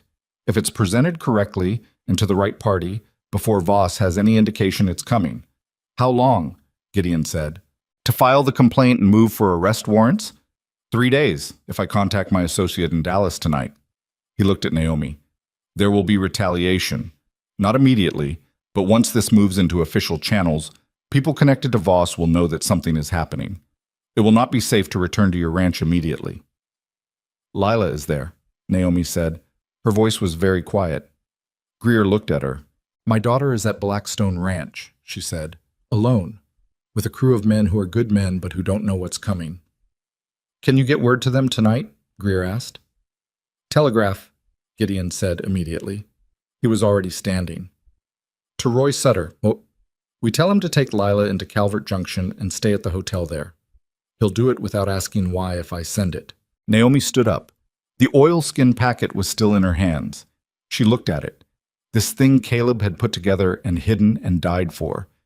and she set it carefully on the table in front of Thomas Greer. "Send your telegram," Greer said to Gideon. Then to Naomi, "I need you to stay in Abilene for the next 48 hours. Whatever happens, don't move until I've made contact with Dallas. Can you do that?" "Yes," she said. She did not say that she had not slept in a proper room with the door locked in. She couldn't remember how long. She did not say that the weight that had been hanging off her chest since the morning she'd found the key sewn into Caleb's coat had shifted into something different. Not gone, not light, but different, changed in character. Gideon was at the door. He looked at her. "Telegraph office is 2 streets over," he said. "Go," she said. "I'll wait here." He left. She listens to his boots on the floor and then the door and then the street outside. The room was very quiet. Greer was still looking at the documents. He turned over the surveyor's sworn statement and read a section again. "Your husband was a very precise man," he said, without looking up. "He was," she said. He anticipated that whoever found this might not understand all the connections without guidance. He's written it so that each document leads to the next. It's almost... He paused, looking for the word. "Taught," Naomi said. He was always teaching. Even when he was scared, he was organizing things so that someone else could understand them. Greer looked at her then. "I'm sorry," he said, "for not moving sooner after his death. I told myself I didn't have enough to act. That was partly true and partly easier than the alternative." She looked at him steadily. She could have said something hard. She had spent 14 months developing a very thorough inventory of things that should have been different. But Greer was here now, and the documents were on his table, and Caleb was still gone regardless of what she said. "File the complaint," she said. That's what he wanted. Greer nodded once. He began carefully sorting the documents into an order that made sense to him. Naomi walked to the window and looked out at the street below. Abilene in the afternoon, people moving, horses, the sound of a town that didn't know what was sitting in this room right now. A woman at a window, a lawyer at a table, and the evidence of a man's careful, dangerous, finally not wasted work spread out between them. Outside, somewhere on one of the streets she could see, Gideon Ashcroft was sending a telegram to keep her daughter safe. She put her hand against the window frame and stood there and breathed. The telegram came back from Roy Sutter 4 hours later. "Understood. Moving at first light. Don't worry about the girl." She read it twice standing at the telegraph counter and then folded it and put it in her apron pocket next to the brass key that she no longer needed to wear around her neck but couldn't quite bring herself to remove yet. That night, she and Gideon ate at a small place off the main street. Nothing remarkable. The food was mediocre. And sat across from each other with a day's worth of things that had happened arranged between them like terrain they'd just crossed. "Greer will file tomorrow," she said. "I know. After that, people in Voss's network start to hear about it. It won't stay quiet. I know that too." He turned his water glass in his hand. "There's a federal marshal's office here. Greer said he's already spoken to the deputy marshal. If the complaint is filed tomorrow and the warrant moves as fast as Greer thinks..." "It may not move that fast," she said. "Things like this can stall. People get warned. Evidence disappears." She looked at him. Caleb thought he had enough time, too. "He was alone," Gideon said. "You're not." She looked at him across the table. He said it plainly, with no particular sentiment attached, just as a fact of the current situation, which was his way.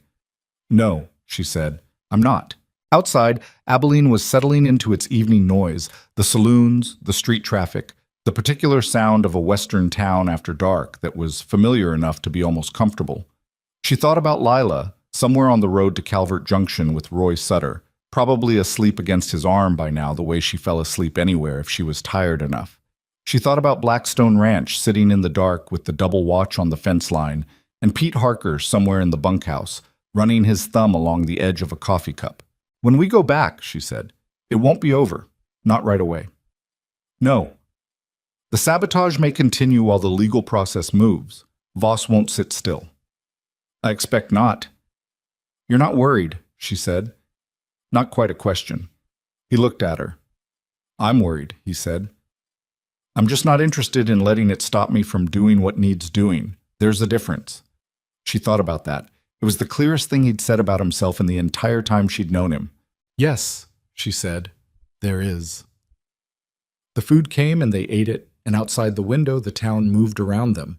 And somewhere in a lawyer's office on a side street, Thomas Greer was working late, putting together the complaint that Caleb Caldwell had spent the last year of his life building the foundation for, and tomorrow everything would move forward into something that couldn't be undone. She was not ready, entirely. She had stopped expecting to feel ready.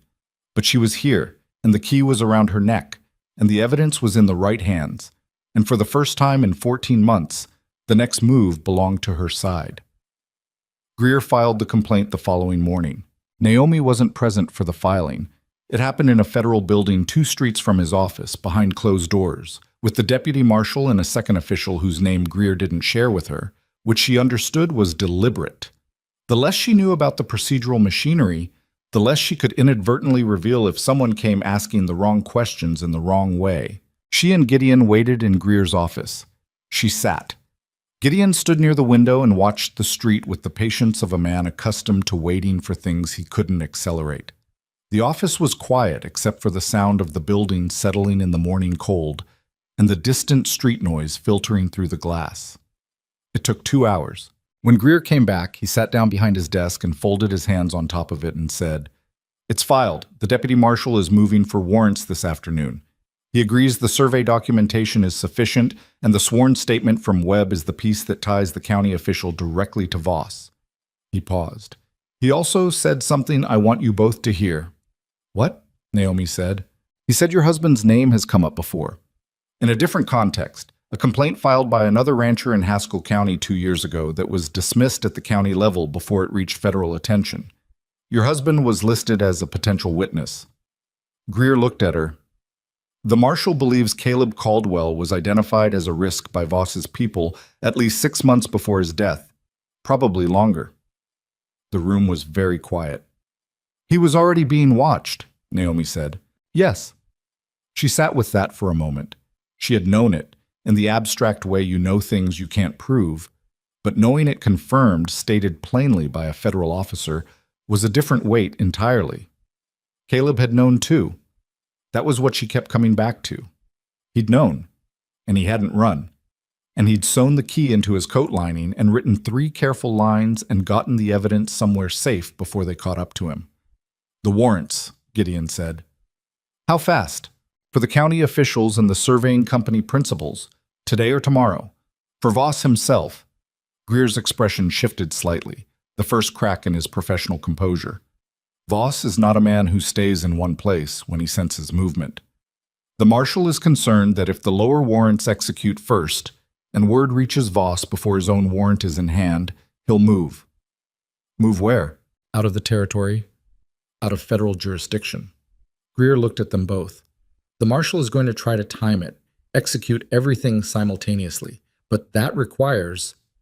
There are people at the county level who may be watching for exactly this kind of activity. If any of them are still in contact with Voss's operation, then he'll know before the warrant reaches him," Naomi said. "Yes." Gideon pushed off from the window. "What do we do?" "Stay in Abilene until the warrants execute. Don't send telegrams that could be intercepted. Don't speak about this publicly." Greer looked at Naomi. "And be prepared for the possibility that this doesn't go cleanly. Federal warrants in a territory where Voss has had 7 years to build relationships. It may be messier than the law likes to admit." But they stayed 2 more days. It was not a comfortable 2 days. Naomi had never been good at waiting when she understood exactly what was being waited for, and the specific quality of the waiting, suspended between the complaint being filed and the consequences of it being filed, was a particular kind of difficult. She walked, she ate, she slept badly in the room she and Gideon had taken at a boarding house on the east side of town, with the key on the table beside her bed for the first time since she'd found it, because there was no longer anything to hide from anyone. On the second morning, she was eating breakfast at the boarding house table when a man sat down across from her that she hadn't invited to sit. He was well-dressed, mid-40s, with the particular look of someone whose pleasant expression had been professionally developed. He put his hat on the table and smiled at her. "Mrs. Caldwell," he said, "I'm sorry to interrupt your breakfast." She looked at him. She didn't move. She didn't reach for anything, because there was nothing to reach for, and because moving quickly in response to a threat was the kind of thing that told the threat more than it told you. "I think you have the wrong person," she said. "I don't think I do." He kept the smile. "My employer would like to speak with you. He believes there may be a misunderstanding that could be cleared up to everyone's benefit." "Who is your employer?" "A man who has significant interests in this region and who has been made aware that certain documents may have been recently retrieved from a local banking institution." He paused. "Documents that belonged arguably to a deceased man and whose legal status is somewhat uncertain." "Caleb Caldwell was my husband," she said. "His property is my property." "That's actually one of the points that could bear discussion." The smile didn't change. "My employer is prepared to be very generous. He has no interest in a widow and her child living in difficult circumstances. A settlement could be arranged that would allow—" "No," Naomi said. He looked at her. "No," she said again. She kept her voice entirely even.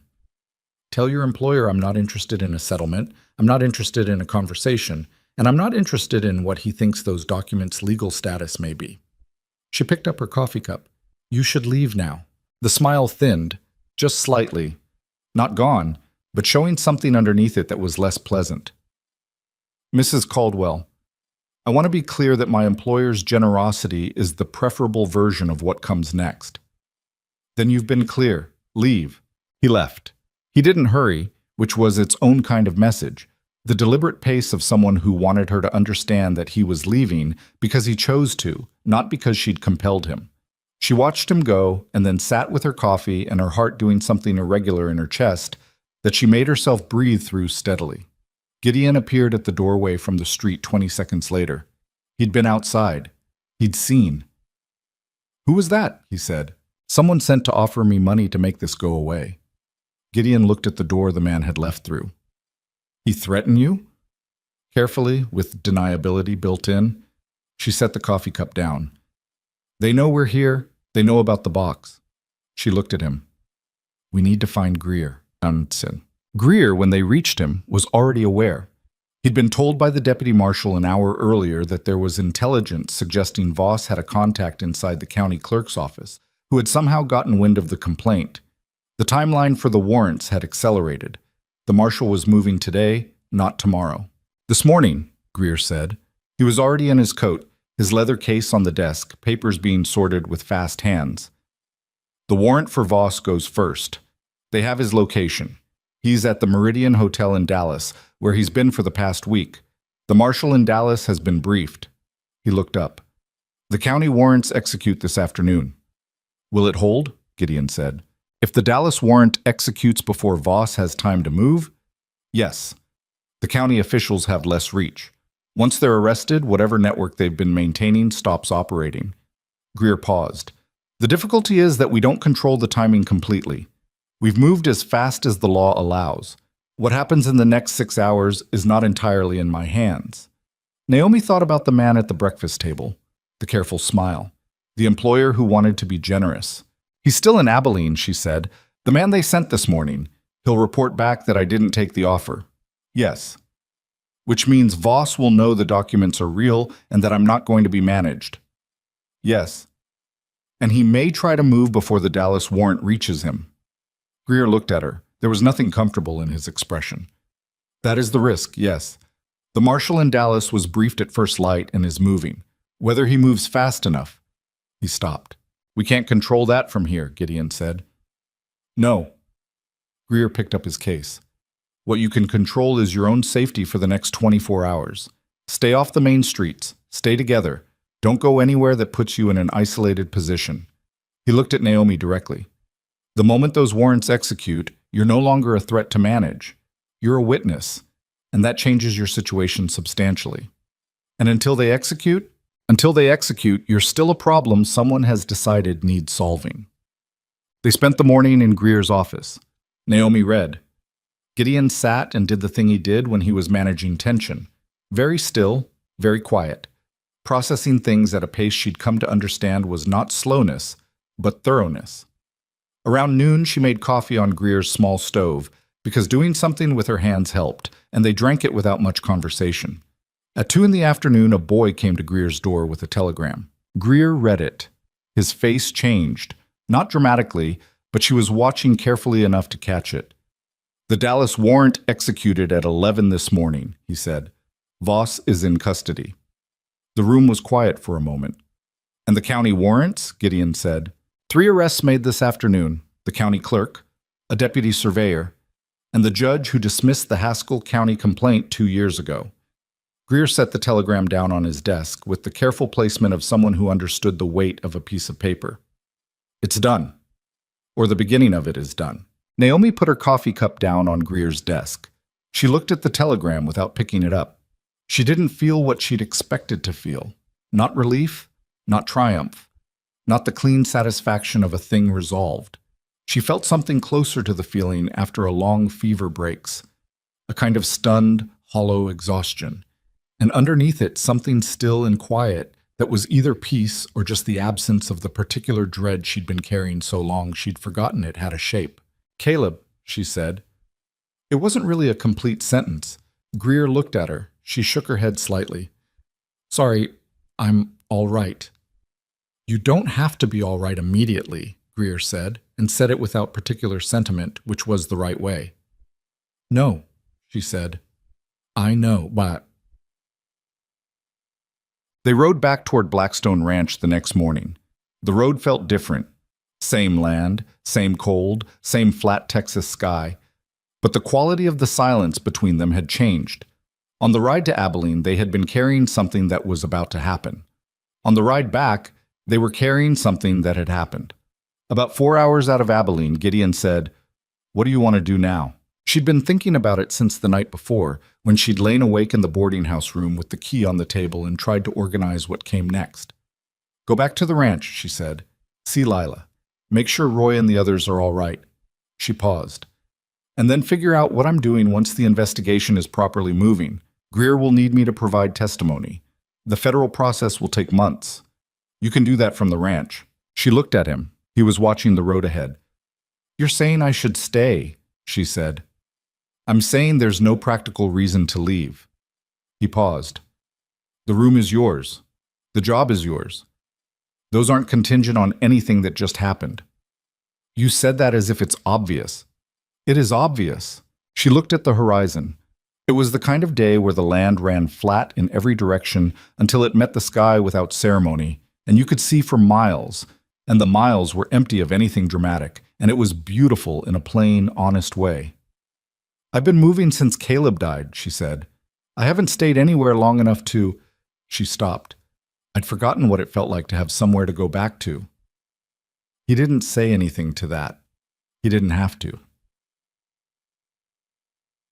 They reached Calvert Junction in the late afternoon and found Roy Sutter at the hotel, sitting in the lobby with the particular expression of a man who has been responsible for something important and is relieved to hand it back. Lila was upstairs, apparently engaged in a card game with Danny Cord that had been going on for most of the day. Roy stood when he saw them. "Everything all right?" he said. "Yes," Gideon said. "Good work." Roy nodded once, the way he accepted things. Then he looked at Naomi. "She did fine. She asked some questions I didn't know how to answer, but she did fine." "What kind of questions?" "Whether the law was going to do the right thing." He said it without irony. "I told her I didn't know, but that her mother was making sure it had the best possible chance." He shrugged. "She seemed to accept that." Naomi went upstairs. The room was small, with 2 beds and a window overlooking the Junction's main street. Danny Cord was sitting on the floor with a spread of cards between him and Lila, who was sitting cross-legged on the bed with the focused expression of someone who had figured out the game better than the other player realized. When she saw her mother in the doorway, she put her cards face down on the bed, with the careful deliberateness of someone who didn't want to lose her position, and came across the room. Naomi held her. She held her for a long time, longer than was probably comfortable for a 6-year-old who didn't entirely understand the full scope of what had been happening, and Lila held back without asking why and without squirming, which was its own kind of answer. Danny Cord collected the cards from the bed with tact that was impressive for 17 and found somewhere else to be. When Naomi finally let go, Lila looked at her. "Did it work?" she said. "Yes." "Did you get the thing from the box?" "Yes." and I gave it to the right person. Lila considered this. Is the bad man arrested? Yes? Good. She looked at her mother's face with the careful assessment she used for things she was still working out. You look tired. I am tired. Okay. She took her mother's hand and held it in both of hers the way she had when she was smaller. We can go home now? Home. The word landed somewhere specific in Naomi's chest. She thought about the kitchen at Blackstone Ranch, and the small back room with the quilt at the foot of the bed, and the sound of 15 men arriving for breakfast. Yes, she said. We can go home. They arrived at Blackstone Ranch the following afternoon, all 5 of them, Naomi, Gideon, Roy, Danny, and Lila riding in front of Roy's saddle, coming through the main gate in the middle of the day when most of the crew was out. Pete Harker was in the yard when they rode in, coming from the direction of the barn, and he stopped and looked at them, and looked at Naomi specifically with the assessment he used when he was calculating something. You're back, he said. I am, she said. Everything go how it needed to? Yes. He looked at Gideon. Something passed between them that was mostly expression, a question and an answer and an acknowledgement. Pete Harker turned back toward the barn. Supper's going to be late then, he said over his shoulder. Supper's going to be on time, Naomi said. I'll need the stove hot in an hour. He stopped walking, turned around. The corner of his mouth did the thing she'd seen Pete Harker's mouth do twice in the 6 weeks she'd known him.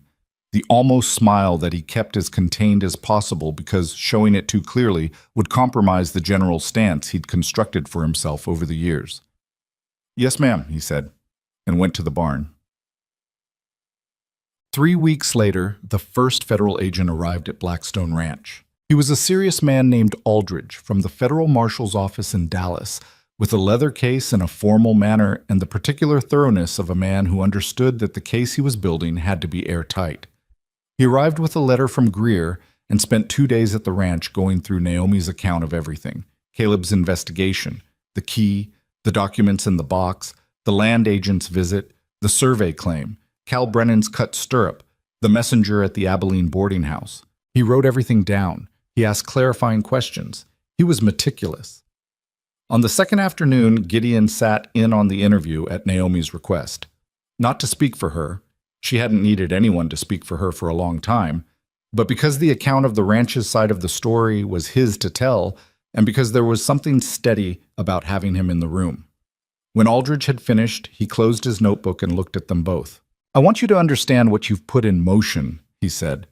The conspiracy as documented extends to at least 11 properties across 3 counties. At least 4 of those transfers occurred under coerced conditions. The principals we have in custody are cooperating to varying degrees. Voss is not cooperating, but the county clerk is, and his account corroborates the documentary evidence substantially. He paused. This will take time. Trials, testimony, appeals. This is not a matter that resolves in weeks. I know, Naomi said. You'll be called to testify. Possibly more than once. I know that too. He looked at her. Mrs. Caldwell, your husband documented approximately 4 years of fraudulent activity across a wide territory. The work he did and the care with which he preserved the evidence, he stopped, started again. It's not ordinary. What he did was not ordinary. And what you've done with it is not ordinary either. She looked at him steadily. She didn't know what to say to that, so she said nothing, and he seemed to understand that that was the right response. After he left, she sat in the kitchen in the early evening, the light coming through the window at the angle it came at that hour, warm and low and specific to this place. She could hear someone in the yard, Danny, by the sound of it, talking to one of the horses in the conversational way he did. She could hear Lila in the small back room, the sound of chalk on slate. She put her hand flat on the kitchen table. The wood was solid under her palm, real and particular, and belonging to a specific place. She thought about Caleb. Not the way she'd been thinking about him for 14 months, with the urgency of someone carrying a task that his death had left unfinished, but differently. With something closer to the ordinary shape of grief, the kind that settles in and lives alongside you instead of driving you. He had done what he could do. She had done what she could do. The evidence was where it needed to be. The rest was in motion. She got up and lit the stove. Gideon came in from outside as the fire was catching. He'd been with Aldridge, walking the property line on the east side, showing him where the fences had been cut. He stopped in the kitchen doorway and looked at her. "How are you?" he said. Nobody had asked her that in a direct, plainly meant way in longer than she could remember. Not in passing, not as a courtesy. Just, "How are you?" "I don't know yet," she said honestly. "Ask me in a few weeks." He nodded. He came to the kitchen table and sat down, the way he sometimes did in the evenings, not expecting anything specific, just present. It was, she had come to understand, his version of company. "The marshal wants me to ride to Dallas in January," he said, "for the preliminary hearings. He wants both of us there." "I'll be there. I know you will." He looked at the table for a moment. "The ranch is solid. Whatever they did, the fences, the livestock, it didn't take as much as they were counting on. We're still here." "Yes," she said, "we are." Outside, the last of the afternoon was going to dark, and the Texas winter was settling in over the flat land with its cold and its silence and its particular quality of endlessness. But inside the kitchen, the stove was hot, and the sound of the ranch moving through its evening was the sound of a place that was still standing, and Naomi Caldwell stood at the stove she had made her own and started on supper for 15 men who had, without exactly meaning to, become something she hadn't expected to find again, something worth staying for. January came in hard that year, with a cold that had teeth in it and a wind that didn't stop for days at a stretch. The plains turned the color of old bone, and the sky sat low and white over everything, and the ranch settled into the particular rhythm of a place bracing itself through a difficult season. Naomi had been at Blackstone Ranch for 4 months now. It didn't feel like 4 months. It felt, in some ways, like much longer, the way time stretches when you are fully inside something rather than passing through it. She knew which boards in the kitchen floor creaked at night. She knew which of the hands ate when they were worried and which ones stopped eating entirely. She knew the sound Gideon's chair made when he pushed back from his desk, and she knew the difference between the silence that meant he was thinking and the silence that meant something was wrong. She also knew that the legal process was going to be long and ugly in places, and that knowing the right things had happened did not make watching them happen any faster or cleaner. The first preliminary hearing in Dallas was in January, the second week. Gideon rode with her, the same as before. Greer met them at the federal courthouse with his leather case and his meticulous gray mustache and the air of a man who had been preparing for this particular moment for longer than he would say out loud. The courthouse was a formal, heavy building that smelled of paper and wood polish and old authority. Naomi sat in a chair in a wood-paneled room and answered questions from a federal prosecutor named Hatch, who was sharp and thorough and treated her account with the seriousness it deserved, which she had not entirely taken for granted. She told it all. The same account she'd given Aldridge, but more formally now, with the specific precision of testimony that would go on record. Caleb's investigation, the key, the box, the documents, the arrival of Voss's agent at Blackstone Ranch, and the fraudulent survey claim. The man at the breakfast table in Abilene with his careful smile and his employer's generous offer. She told it without embellishment and without the tremor in her voice that she had half expected to find there.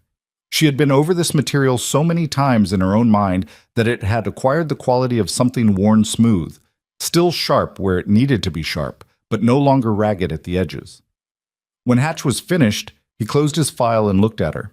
"Mrs. Caldwell," he said, "the defendant's attorneys are going to argue that the documents your husband collected were obtained through unauthorized access to private records. They'll try to establish that the chain of evidence is compromised." "They're welcome to try," she said. He looked at her for a moment. "You're not worried about that." Caleb's documentation was meticulous. The surveyor's sworn statement was witnessed and dated. The ledger entries have corroborating sources in public records. She looked at him steadily. "My husband was a precise man. He anticipated every way someone might try to discredit what he found. That's why they had to kill him instead of just discrediting him." Hatch was quiet for a moment. He nodded once, in a way that was less reassurance than acknowledgement. The recognition of one person who has thought carefully about something recognizing another person who has thought carefully about the same thing. "You'll be called for the full trial," he said. "It won't be until summer, most likely. The defense will delay as long as they can." "I'll be there," she said. Hmm. Gideon was waiting in the corridor when she came out. He looked at her face and didn't ask how it went, because he could read the answer without asking. He fell in beside her as she walked toward the building's front door. Done? He said. For today. They walked out into the Dallas cold together. The street outside the courthouse was busy, people moving, horses, the noise of a city going about its day with no knowledge of or interest in what had just concluded in a wood-paneled room behind them. Naomi stopped on the top step and looked out at it. He would have been good at this, she said. Caleb, sitting in that room and telling it plainly. He was always better than me at making complicated things sound clear. Gideon stood beside her. He didn't offer a contradiction or a comfort that would have been hollow. He just stood there, which was what she needed. He did the harder part, she said. I just carried it to the right place. That's not nothing, Gideon said. Carrying it to the right place when every road was closed? That's not nothing.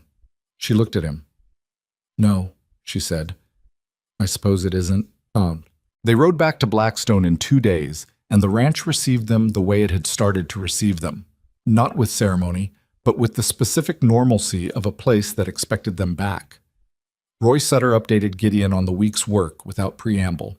Denny Cord appeared to ask Naomi whether she'd managed to eat properly in Dallas, which she found both unnecessary and quietly touching. Pete Harker was in the kitchen when she arrived, drinking coffee he'd made himself that was, by the evidence in the cup, terrible. You could have waited, she said. I've been waiting a week. He looked at her over the cup. How'd it go? It went. That bad? No, it was fine. Hard, but fine. She put her things down and started assessing what needed doing for supper. They'll want me back in summer for the trial. Pete turned his cup in his hands. And then? She looked at him. And then it's over, or the worst of it is over. He nodded slowly.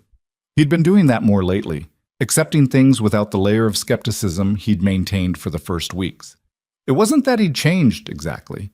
It was more that he'd added something to the version of himself he'd been before she arrived. The way you add a room to a house rather than rebuilding the whole thing. Good, he said. He got up and put his terrible coffee in the wash basin and left without additional comment, which was as close to warmth as Pete Harker generally got, and which she had learned to receive as the genuine thing it was.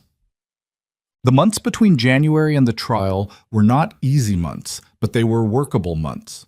Greer wrote regularly with updates. The county clerk's cooperation had expanded the scope of the indictment, 2 additional properties whose fraudulent transfers could now be documented, a railroad executive whose name appeared in the ledger, and whose attorneys had been working to distance him from the Voss operation with increasing desperation. The network Caleb had spent 4 years mapping was being dismantled piece by piece, and the process was exactly as slow and imperfect as the law always was when it was working against money and influence. But it was working. Cal Brennan's shoulder had healed mostly. He had a pull to it now that he'd carry the rest of his life, and he managed it without complaint, which was consistent with everything else she'd observed about him. On a cold February evening, he came to the kitchen after supper and stood in the doorway, which was apparently where the men of Blackstone Ranch came when they had something to say that they hadn't fully organized yet. Mrs. Caldwell, he said. Cal, I want to say something. He looked at the floor for a moment, then back up. When you first came here, I was one of the ones who... He stopped. I said some things in the bunkhouse about how Gideon had lost his mind, taking on a widow woman and a small child, about how it wasn't the way a ranch was supposed to run. She waited. I was wrong, he said. Not just wrong about you specifically. Wrong about what I thought mattered. He stopped again.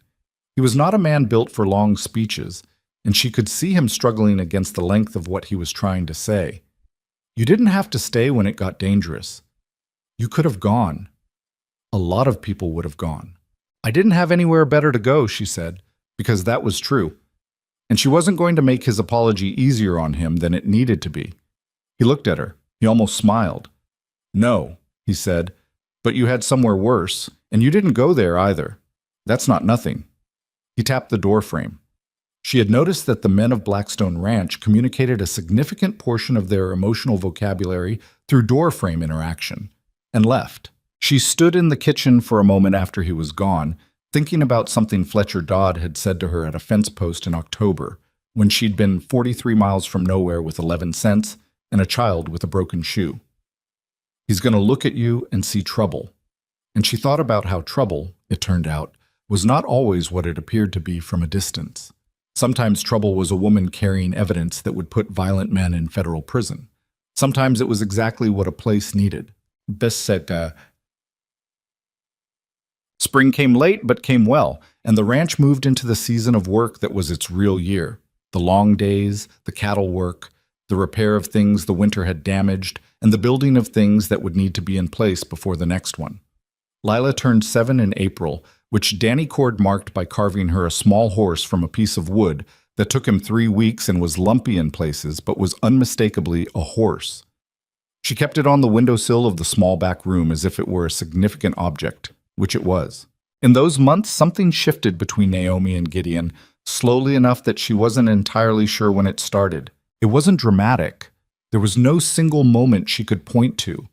It was more like the way seasons actually change, not on the day you mark on a calendar, but in 100 small accumulated differences. The way he started coming to the kitchen in the evenings, not because he had something specific to say, but because that was where he wanted to be. The way he asked her opinion on decisions that weren't about the kitchen and listened to what she said with the attentiveness he brought to everything he took seriously. The way she started looking for him when he wasn't where she expected him and noticing the specific feeling of relief when she found him. She was not a woman who romanticized things. She'd had enough of the world's actual texture to know the difference between what something was and what she might want it to be. She was also 41 years old and had buried a husband and walked across a hostile frontier with broken shoes and a 6-year-old who was too smart and too patient for her age. She knew her own mind. She knew it well enough to recognize what was happening and to be honest about it and to wait until she was sure before she did anything about it. She was sure by May. On a Thursday evening after supper, when the men had gone to the bunkhouse and Lila was in her room, Gideon was at the kitchen table with a land survey map spread out, the legitimate kind, the one from before Pinnacle had started altering things, and she was washing the last of the supper dishes, and she said without turning around, "I need to ask you something." "Go ahead. What do you want from this?" She turned around and looked at him directly. "From me being here. The way things are between us. What do you actually want from it?" He looked at her. He didn't look surprised exactly. Gideon Ashcroft rarely looked surprised because he spent too much time anticipating things. But he looked like a man who had been waiting for a door to open that he hadn't been sure he was allowed to open himself. "I want you to stay," he said. "Not as the cook. Not as... I want you to stay because this ranch is better with you in it, and because I am better with you in it, and because I have known that since February and have been trying to figure out the right way to say it without making it sound like something it isn't." She looked at him. "What isn't it?" she said. "It isn't obligation. It isn't convenience." He held her gaze. He was not a man who looked away from difficult things. "You came here with nothing, and you kept your word, and you did more for this ranch than anyone I've hired in 11 years. And somewhere in the middle of all of that, I stopped thinking of you as the cook and started thinking of you as..." He stopped. Let the end of the sentence stand unfinished between them, which was honest, because there wasn't a single clean word for what she'd become. "I know," she said. "Do you?" "Yes." She picked up the towel and dried her hands. "I've known for a while." And I'm not desperate," she said. "I need you to know that. I'm not saying yes to anything because I'm afraid of being alone or because you own the place where my daughter sleeps. I'm past that." She looked at him. "I'm saying yes because you're a man who looked at a woman with nothing and gave her a fair chance to show what she could do. Because when things got dangerous, you didn't step in front of me. You stood beside me, which is different and better. Because you are not easy or warm in any conventional way, but you are honest, and that is worth more to me than warmth." He was quiet for a moment. "That's a very specific accounting," he said. "I told you. I know my own mind." Something happened in his face. Not the almost smile, something fuller than that, and more private. He stood up from the table.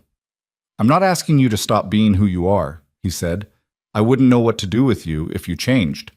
"Good," she said, "because I'm not planning to." They stood in the kitchen with the lamp between them and the sound of the ranch settling into its nighttime outside the window. And she thought about a fence post in October and a brass key sewn into a coat lining and a road that had seemed to be ending. She thought about how many times she had kept moving when stopping would have been easier, and how she had not always been sure why, and how the answer, maybe, was this. Not a destination she'd been heading towards so much as a direction she'd been keeping. Gideon crossed the kitchen and took her hand in his, the way you hold something you are certain about. She let him. The trial was in August. It ran 3 weeks, which was shorter than Greer had anticipated, because the county clerk's cooperation had been more complete than anyone had hoped, and the defense's attempts to discredit the documentary evidence ran into Caleb's careful, maddening thoroughness at every turn. Naomi testified for 2 days. She sat in the witness chair and answered every question put to her with the same flat precision she'd been practicing since October, and she watched the defense attorney's face when he realized that there was no angle from which her account could be made to look uncertain or self-serving because she wasn't performing anything. She was just telling what happened, in order, with the details where they belonged. Harlan Voss was convicted on 7 counts of fraud, 2 counts of conspiracy to commit fraud, and 1 count of conspiracy to obstruct a federal investigation. His attorneys announced their intention to appeal before the verdict was fully read, which Greer had expected. The appeal would take years. That was all right. The conviction was on record. The network was dismantled. The properties could begin the long process of being returned or compensated. The machinery of repair was slow, but it was moving. The county clerk received 3 years. The deputy surveyor received 2. The retired judge, whose health had deteriorated during the proceedings, received a suspended sentence that Hatch described privately as imperfect, but the best available outcome given the circumstances. Justice, Naomi had come to understand, was rarely the clean, complete thing that people meant when they used the word. It was usually a negotiated approximation of it, better than nothing, short of everything, obtained through the grinding persistence of people who refused to let the easier version stand. That was what Caleb had believed.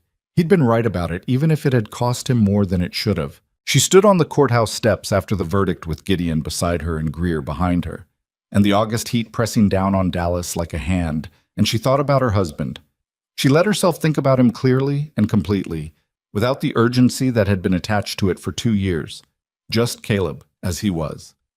The way he looked when he was working through something at his desk, the particular sound of his laugh, the way he'd been both more and less than the sum of his accomplishments, the way all people were. She thought about what he had done, and what it had cost him, and what it had ultimately built, and she thought that if he could see where his careful work had ended up, he would be, she didn't know the right word, not proud exactly. He hadn't been a man who thought in terms of pride. He would have been satisfied. He would have said, with the plain way he had of saying things, "That's enough. That's what needed to happen." "You all right?" Gideon said, quiet enough that it was just for her. "Yes," she said, and meant it, the way she hadn't been able to mean it for a long time. They were married in October, 1 year, almost to the day, from when she had walked through the gate at Blackstone Ranch with a 6-year-old in a broken shoe and Fletcher Dodd's $2 in her pocket. The ceremony was short and practical, conducted by a justice of the peace in Calvert Junction, with Roy Sutter as witness because Roy was the steadiest person either of them knew, and steadiness seemed like the right quality to have present at a legal proceeding of any kind. Pete Harker, when he found out, made a sound that was not quite approval and not quite surprise and said, "Well, that took long enough," which was as close to a wedding toast as he was capable of, and which she received as the genuine sentiment it was. Danny Cord cried a little and then denied it completely and comprehensively.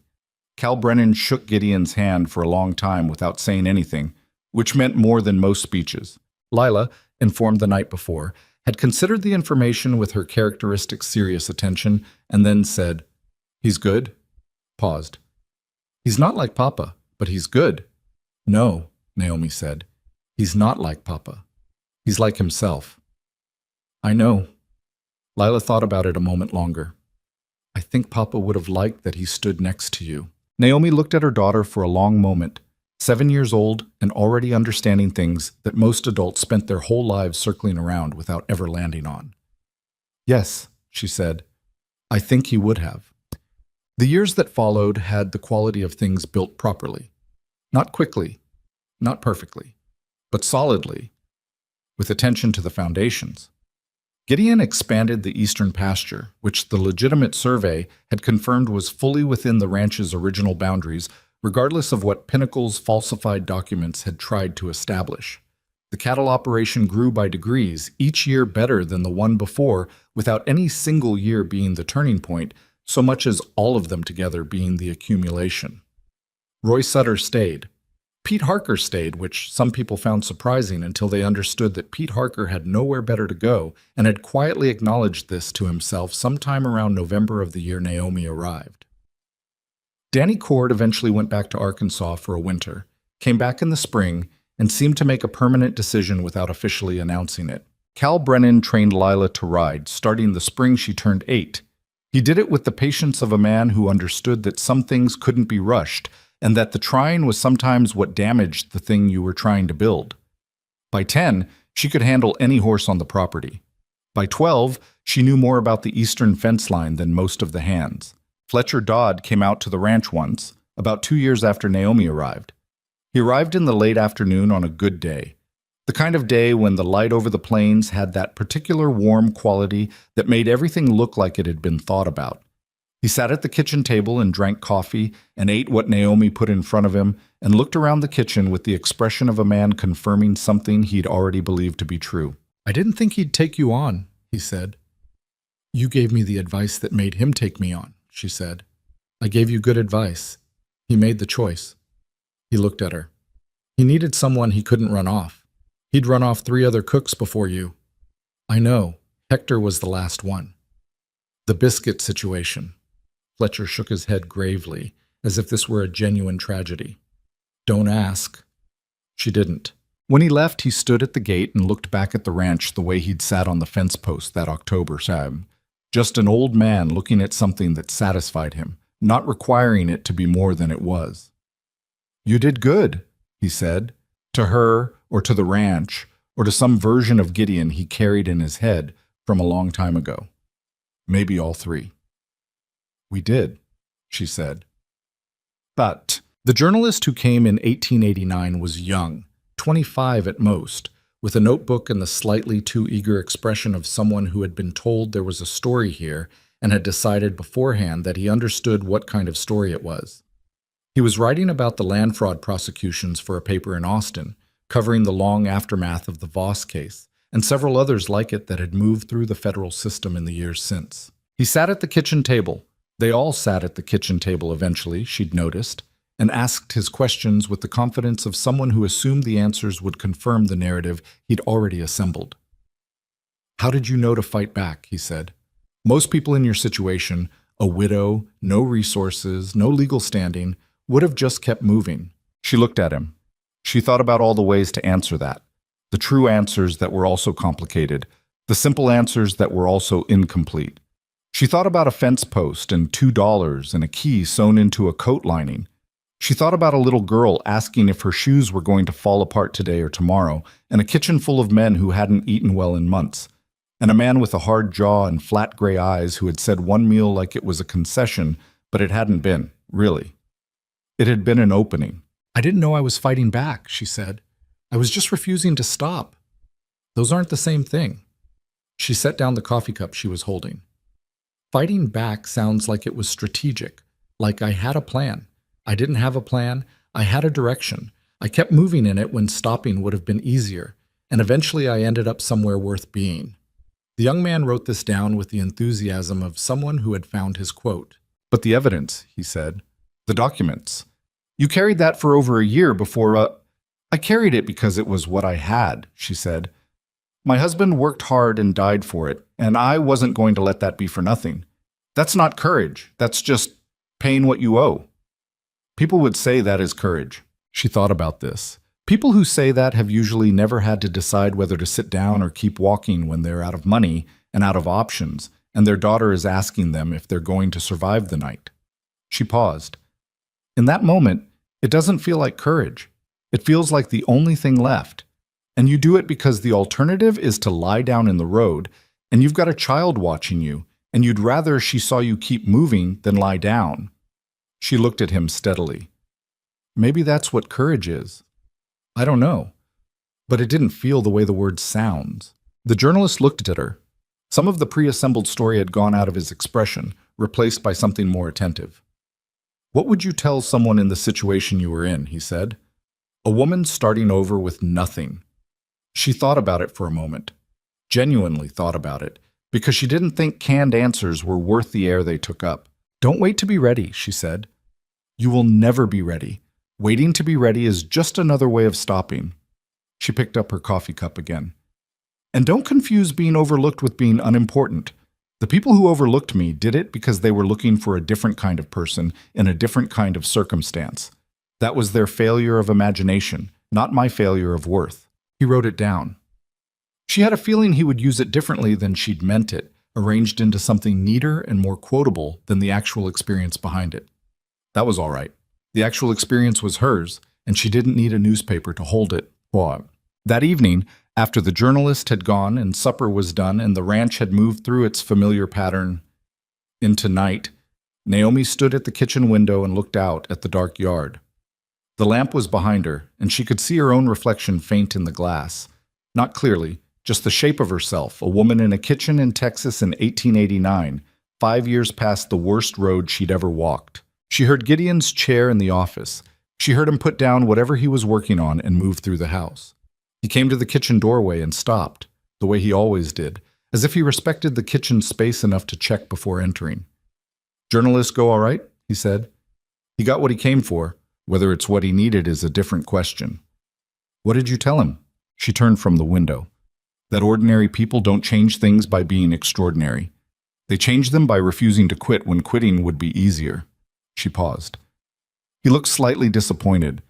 "I think he wanted something more dramatic." "Is it not dramatic enough?" "What happened?" "It's dramatic. But the dramatic parts aren't the point." She looked at him. "The point is the parts that don't make the story. The 11 cents and the 9 days walking. The 3 changes of water on the salt beef. The letter to Greer that nobody thought mattered yet." She paused. "Those are the things that built everything else. Nobody writes about those." Gideon looked at her for a moment. Then he crossed the kitchen and stood beside her at the window, looking out at the dark yard that was his and now hers and would someday be Lila's, if she wanted it, and she would want it. Naomi had known that since she'd watched her daughter stand at the paddock fence in perfect stillness, learning the patience of a place through her feet. "Fletcher used to say," Gideon said, "that the most important work on a ranch is the work nobody sees. The fence post you set right before it fails. The water you check before it goes bad." He was quiet a moment. He was talking about ranching, but he meant something else too. "Yes," she said, "he did."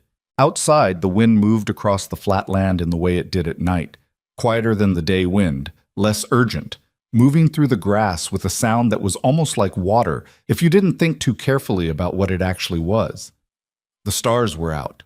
The fence line was holding. The cattle were where they belonged. She thought about Caleb one more time, the way she thought about him most evenings.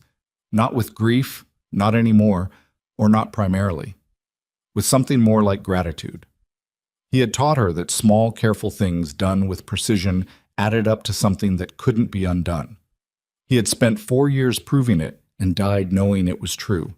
She had spent 5 years living the proof. She reached out and found Gideon's hand beside her in the dark, the same way she had found the key in the dark, the same way she had found Blackstone Ranch at the end of a road that had seemed to be closing, not by being certain, not by being brave in any way that deserved the word, but by keeping her hand out and moving forward into the dark until she touched something solid. The kitchen was warm behind them. In the small back room, Lila was asleep with her carved horse on the windowsill, and 7 years of survival and stubbornness and quiet courage stored in her bones, already more than she knew. The stove had been cold for hours. Tomorrow, it would be hot again. That was enough. That was, Naomi Caldwell had finally learned, the only version of enough that was real.